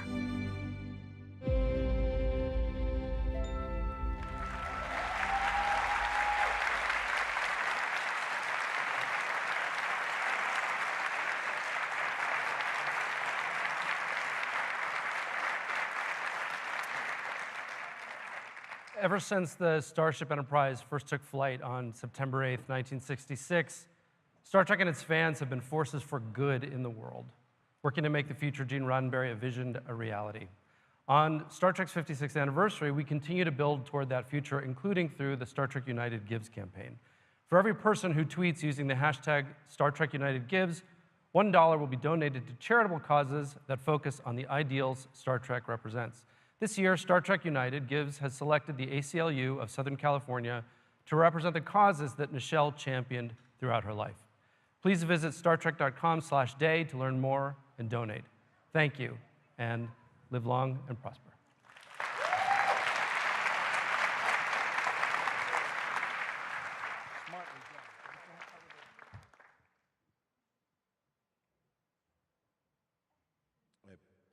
Paul?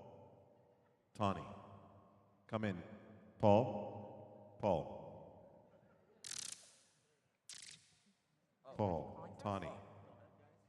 Paul Tawny. Hey, Reggie? Reggie? Paul Hey, Tawny. Reggie, are you? Reggie, you okay? Reggie? Hi. Oh, let me How turn are this you, reverb Reggie? off. Oh, that's why you couldn't hear me. Yeah. Yeah. We're sorry. Were you scared without us? Yeah, I was. I felt like more empty, but I had reverb on, so that. It was empty, and we were scared because we were in the dark. Oh my God, I'm so sorry. It's so dark and cold back there. I'm so sorry. You should always carry a flashlight. What do we do now? The screens went blank. So, Reggie, how do you come up with these songs off the top of your head? Yeah. How do you do it? you make this all new music in case someone say wants to announce something. Oh yes, like a podcast announcement, like that kind of thing. Well, I got you. Play some music, man. Oh, yeah, sure. So I just do stuff like this. So,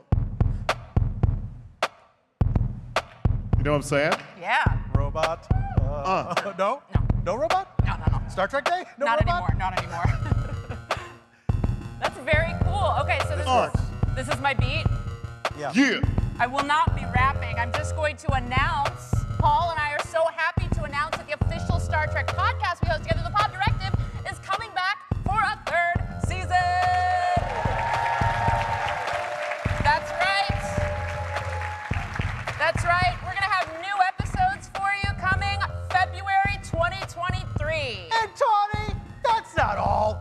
We're expanding Star Trek's footprint in the podcast space with something very special. And here to tell us more is the legendary writer and director of Star Trek II, The Wrath of Khan, Nicholas Meyer.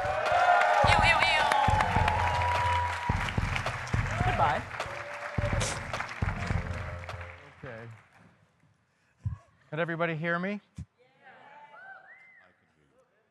Well, thank you all for showing up. It's a great pleasure to be here. Somebody recommended a general to Napoleon and said, this guy is a very good general. And Napoleon said, I know he's good, but is he lucky? Star Trek and I have been lucky together, lucky through Star Trek II, lucky through Star Trek IV, and lucky through Star Trek VI. Some years ago, Alex Kurtzman, whom I believe you know, made an interesting suggestion to me.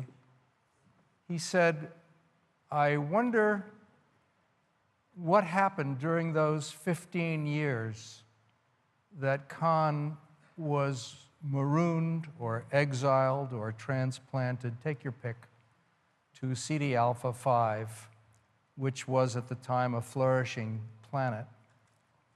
I thought that was a really cool idea. And I wound up writing 3 one-hour episodes for a Star Trek television show that, for reasons beyond Alex or my control, hasn't been made till now, but it's now. So we're doing it as it's going to be a podcast. It's going to start life as a podcast. I will take those scripts, adapt them, expand them, and as with all writing, get a chance to make them better. So I hope you'll all tune in for them.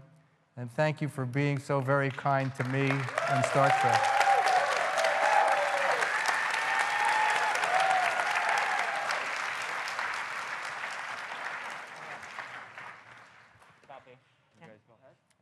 Wonderful. There.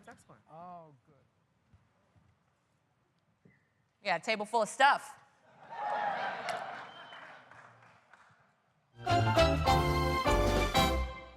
Hi. I'm Paul from this show you're watching. And I'm Tawny from this same show that is happening now. That's right, Tawny. We only have a limited time to share the latest, greatest Star Trek goodies with all of you. Also, Tawny, Miss Diaz from corporate. Miss Diaz from corporate. Yeah, she's in the wings. She's like making sure, she's like watching us like a hawk to make sure we get it right. So let's get started. Okay, actually, since we're live and the clock is ticking, can we just get Miss Diaz out here to join us and then she can do it right? Great idea. Let's get Miss Diaz out here, everybody. Miss Diaz from corporate. Come on out, Miss Diaz. Reggie. Miss Diaz from corporate. Reggie, could you help her? Yeah. Come on, Miss Diaz from corporate. Shy. She's just shy, that's all. She's not a show person. She's shy. Come on, Miss Diaz from corporate. Come on. Here she comes. Miss Diaz from corporate. Oh, God. Well, you don't have there we go. Oh, just a real pickup and then a put down. Okay. Yep. Thank you. And then a microphone for you. Great. Okay. How do you feel being lifted by a stranger? I feel great. Oh, okay. Let's great. Let's take some deep breaths. Yep. Well, we've got an exclusive first look from our friends at Hasbro. Ms. Diaz has said this is the one and only prototype they have, and yes, it's a Star Trek Nerf phaser! Yeah. It's called the gray model. And there's one under all of your chairs. Everyone gets a gray model. Stop. No, please don't stop looking under your chairs. No, all prototypes are gray models. That's not the name of this product. It's actually called the Type 3 Phaser Blaster. Here's what it'll look like when it's finished. Oh, that's nicer. Sure. Yeah, that looks good. With the colors on it? Yeah, I get it. This is still good, I think. That's cool, but that's better, yeah. And fans can pre-order this item as there are only a limited number being made. Thank you. Oh, you heard Ms. Diaz. Order the gray model now. It's not the gray model. Okay, what do we have next? Okay, Paul. Ooh, Paul. It's our favorite Pottery Barn Teen. Yes! Yes! Tawny and I love shopping at PB Teen. It makes us feel young. Yes. Oh, we've been there dozens of times, and you know what? Tyler never, ever even cards us. No. Tyler's so cool. He is. He's like the mall Fonzie. Maybe we can talk about their new product. Okay, I love Tyler. Right, okay, Tyler. so it looks like we've got a Star Trek backpack and lunchbox set. We've also got a snow globe and a lap pillow. Wow. But Tawny, that's nothing. Tyler told me they're going to have cool pajamas, bedding, and wall decor. Why would Tyler tell just you and not me? Why would Tyler do this to me? Well, look at the picture. See? Cool jammies, radical bedding, and wall decor. That's totally not a poster. Wow. Tyler wanted me to surprise you. Oh, Tyler, you're too good to us. Yeah. What's next? Oh my God, toys! I could talk toys off the top of my head. Look at this stuff, guys. Playmates toys totally get it. These figures are a classic 5-inch, 1/14 scale. The detail is, Please superb. be careful. Please be careful. And get this, Tawny. There are 14 POAs. What is that? Points of articulation. Cool. Yes! These guys are all in blister cards, and the figures and this phaser are in 90s nostalgic packaging. You are not going to want to open these, so you're going to need to buy 2.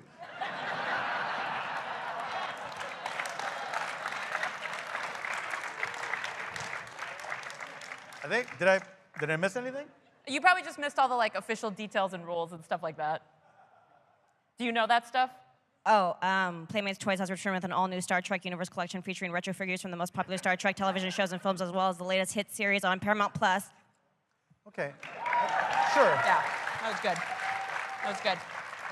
I feel like I definitely said all that. Yeah, I feel like he did. He did. No. Okay, Okay, sure. well, close enough. All right, explore even more games, comics, collectibles, and beyond on StarTrek.com. Yes. Once again, I am Tawny from this show that's And I'm currently Paul happening. from this show. Yep, uh-huh. Thanks, man. Can we leave now? Yes. Okay. Yes, we can. Okay. Yep. Great job, Miss Diaz from corporate. Did Let's I all do a go. good job? Okay. Yep. Yeah, that's good. Just Jesus Christ. Hi, everybody.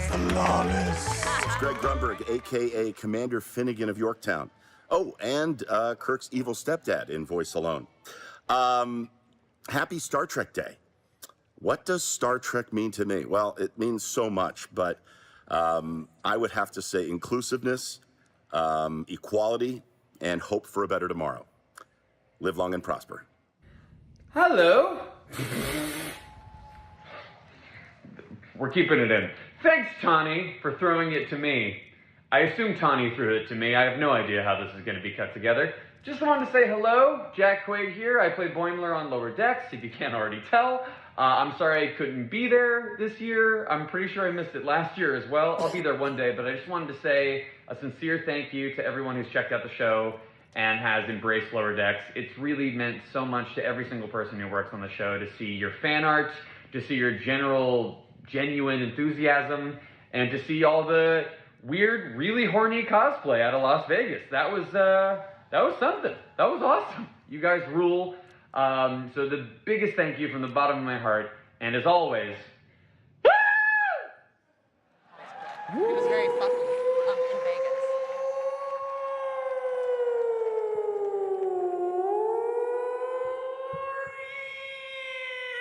Guys, I'm gonna feel nervous in this shirt, so just wish me luck, okay? Hopefully you'll hear a really familiar theme song happening soon. Maybe any second now, but I'm nervous, really nervous. Well, hopefully we'll see some people you like on stage that have something to do with not Battlestar Galactica. See who they are. I guess it looks like Alicia Walker, Felzon Grappler, and Drestel Kappenchep. Is that correct? I can't really hear you, but I trust you. Anyways, here's a little peek. Doing all this with my mouth. I'm so mad at you. Space, man. the final frontier. These are the stars of Strange New Worlds.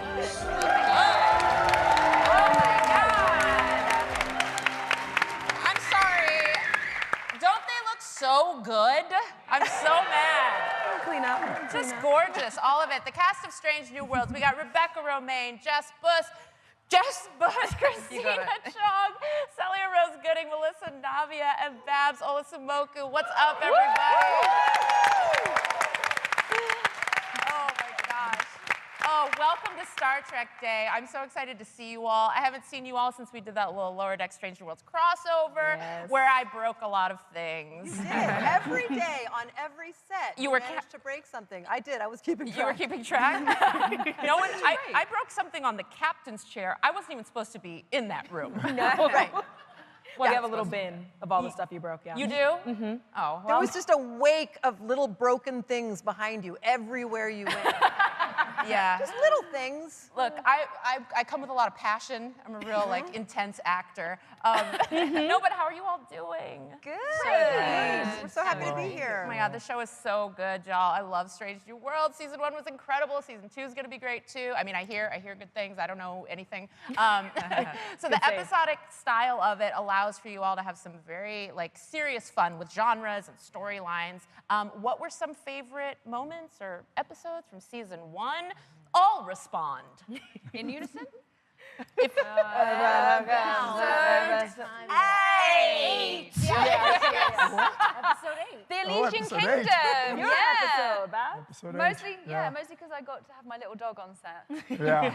Oh yeah, It was very important. Play of that I got to costume. hang I know out with somebody sent me a Babs. picture. Yeah, I it was know. Runa. Chrissy and I loved play. Oh, Runa. I know. Including Chrissy's real dog, Runa, and the Yeah. fairy tale episode was great. But we had fun playing Enterprise Bingo. Oh yes, there's 100%. That was a lot of fun. Yeah. That was a lot of fun. Yeah. I also really loved the horrific Gorn episode, personally. Yeah. You know, embodying the terror of that was like... I'm embodying Gorn right now. Yes, You're Gorn. Yeah. Looking Glamorous Gorn.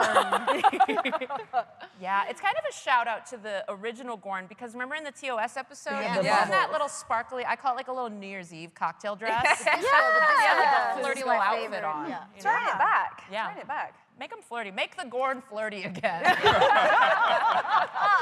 I pitched having terrifying Gorn, and then when we finally see them, they look exactly like they looked originally. Like the Gorn from the original series. Yeah. That's what we've been terrified of the entire time. Right. Just kind of That's what was hunting us. Yeah. Yeah. It's like a Chuck E. Cheese dinosaur.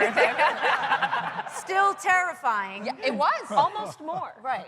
Almost more, yeah. In a lot of ways. Okay, so Melissa, you put a lot of time and effort into learning how to fly the Enterprise properly and accurately. Yes. I want to know, though, why is Ortega so cool? I feel like you're just very cool. She is very cool.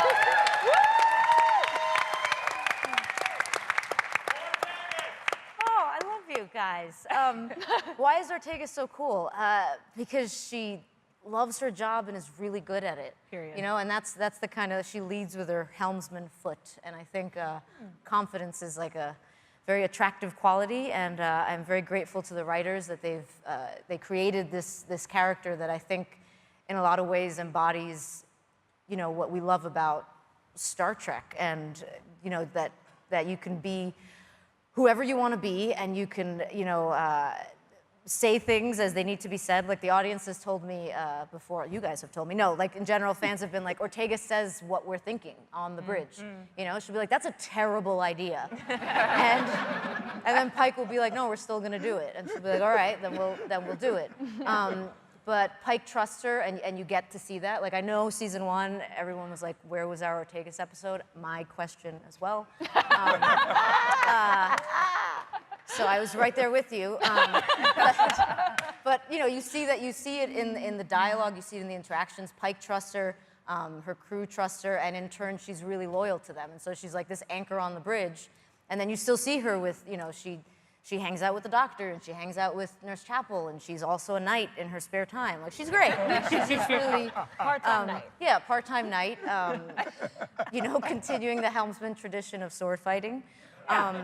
And so, yeah, so I think, and then for me, it was a big deal to really be able to, like, if you're saying that she's this excellent helmsman and this amazing pilot, then I'm gonna have to sell it. And in order to do that, I have to know what I'm doing. Yeah. And no one knows really how to fly a starship, so I had to kind of, you know, make it up. Yep. And acting, but I believe it. And so if I believe it, my castmates believe it. Occasionally they're like, Melissa's a little bit too much. No, I love it. But, and then you guys believe it, and the world goes around, and we enjoy what we do. Here's a question: would you like to see a little bit of what Erica has been up to in season 2? Would you guys? Yeah! More Tegas, more Tegas. Let's see it. More Tegas. Pilot's personal log, stardate 1630.3. I'm Lieutenant Erica Ortegas. Most of the time, I fly the ship, which is cool, but can get boring. Today is different. Rigel 7's atmosphere is a hot mess of wind shear, exotic radiation, and heavy particles that jam the sensors on our shuttles. Piloting down takes incredible skill, which I have, but the best part? I'm with the landing party, something I almost never get to do. Nice. You're actually wearing the hat. You kidding? The hat is supreme. We're Kalarans now. Recon 101. The Stikor debris field we observed previously is descending. By my calculations, it will intersect multiple points along the ship's intended orbital plane. Debris from what? Likely an impact between 2 large celestial bodies that orbited Rigel 7 several centuries ago. Can't you just say 2 moons? I could, but that would be leaping to a conclusion. Analysis is underway, but I would merely characterize the fragments as volatile. We get it, Spark. All right, well, on we go. Let's get to that shuttle bay and have ourselves a landing party. Maintaining stability will require piloting Enterprise by hand. Between the fragments and the gravity shifts, I'll have to make manual adjustments every 20 minutes. Or lights out Enterprise. I'm glad you get it. We need you here keeping Enterprise safe. Hi, Captain. But who's gonna fly the shuttle through all that choppy sky and radiation? I may not be Erica Ortegas, but I was a test pilot, remember? We'll get you next time, I promise.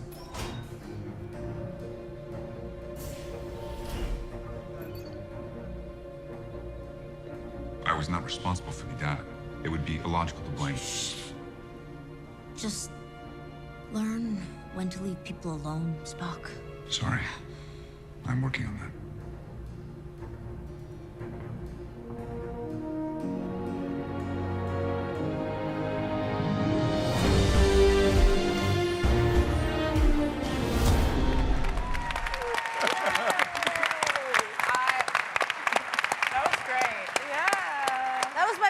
Seeing that, it was pretty good.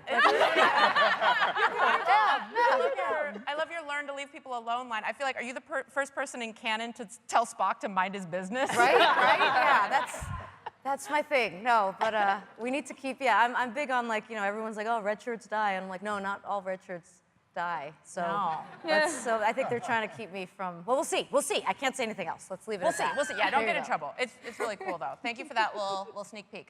Okay, so I think this question is for Babs and Jess. That's what I'm going to say. Why don't y'all tell us what it's like to be carrying the legacy of a pair of characters, yep, it sure is for them, of a pair of characters that we saw in the original series. Yeah, how does that feel? Look, I'll go first because you go. Because mine is really short, right? Sure. Yeah, no, it's fantastic. And, you know, Booker Bradshaw had 2 episodes in Star Trek, and I'm able to build and create something anew. And, yeah, you have a lot more to say. So, yeah, look, it's some big shoes to fill to carry on the legacy that Majel began.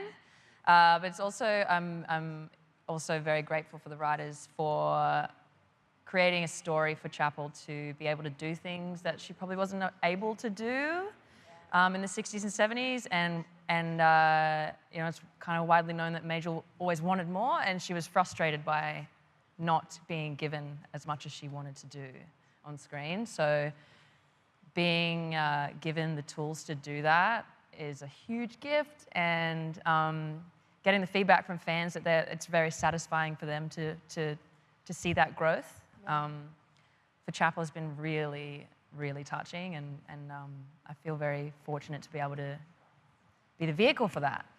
Yeah. It's very cool. Yeah. Great work. Oh, Thank you. I'm going to toss this to Chrissy and Celia without spoiling anything. What are you excited for in season 2? What are we excited for? What are we excited for? There's one episode. I mean, come on. Yeah, but we can't talk about it now, can we?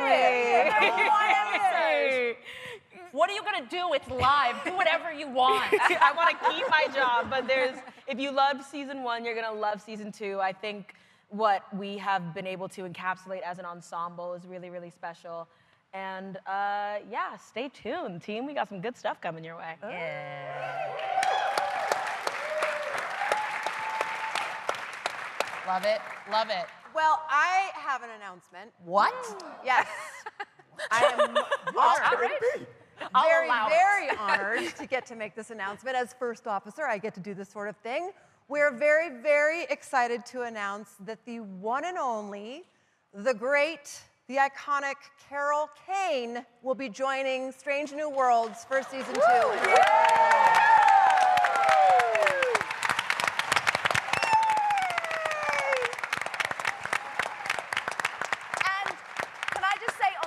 Your previous question, that's one of the things that I'm excited for season 2. Yeah. Because she is hilarious. So amazing. The amount of... She adds a color to Star Trek that no one has ever seen before.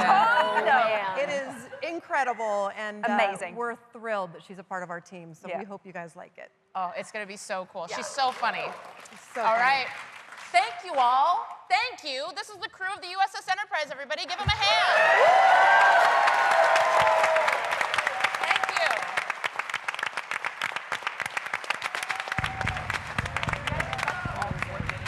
I know, we actually were like, how did we do that?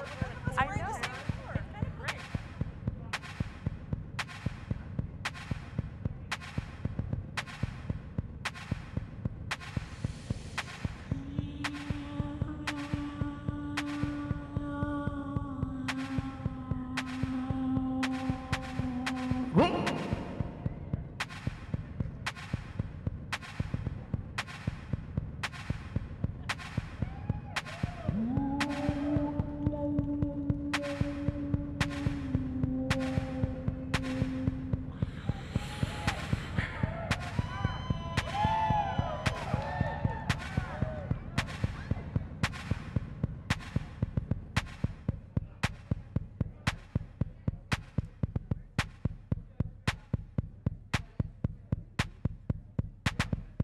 One.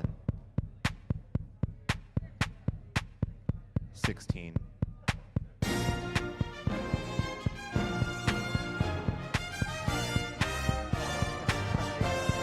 All right. Hey, thank you everybody for celebrating Star Trek Day with us. It's been incredible. Don't forget to claim your 30-day free trial of Paramount Plus by using code Star Trek Day in countries where Paramount Plus is available. Yes, thanks to Reggie. Thank you to Mary and Jackie. Thank you, James McKinnon, and our epic cosplayers. Thank you to all the stars of Star Trek, who are all my favorite people. Tweet hashtag Star Trek United Gives. Live long and prosper. Yes! Lunch third floor. Lunch is on the third floor.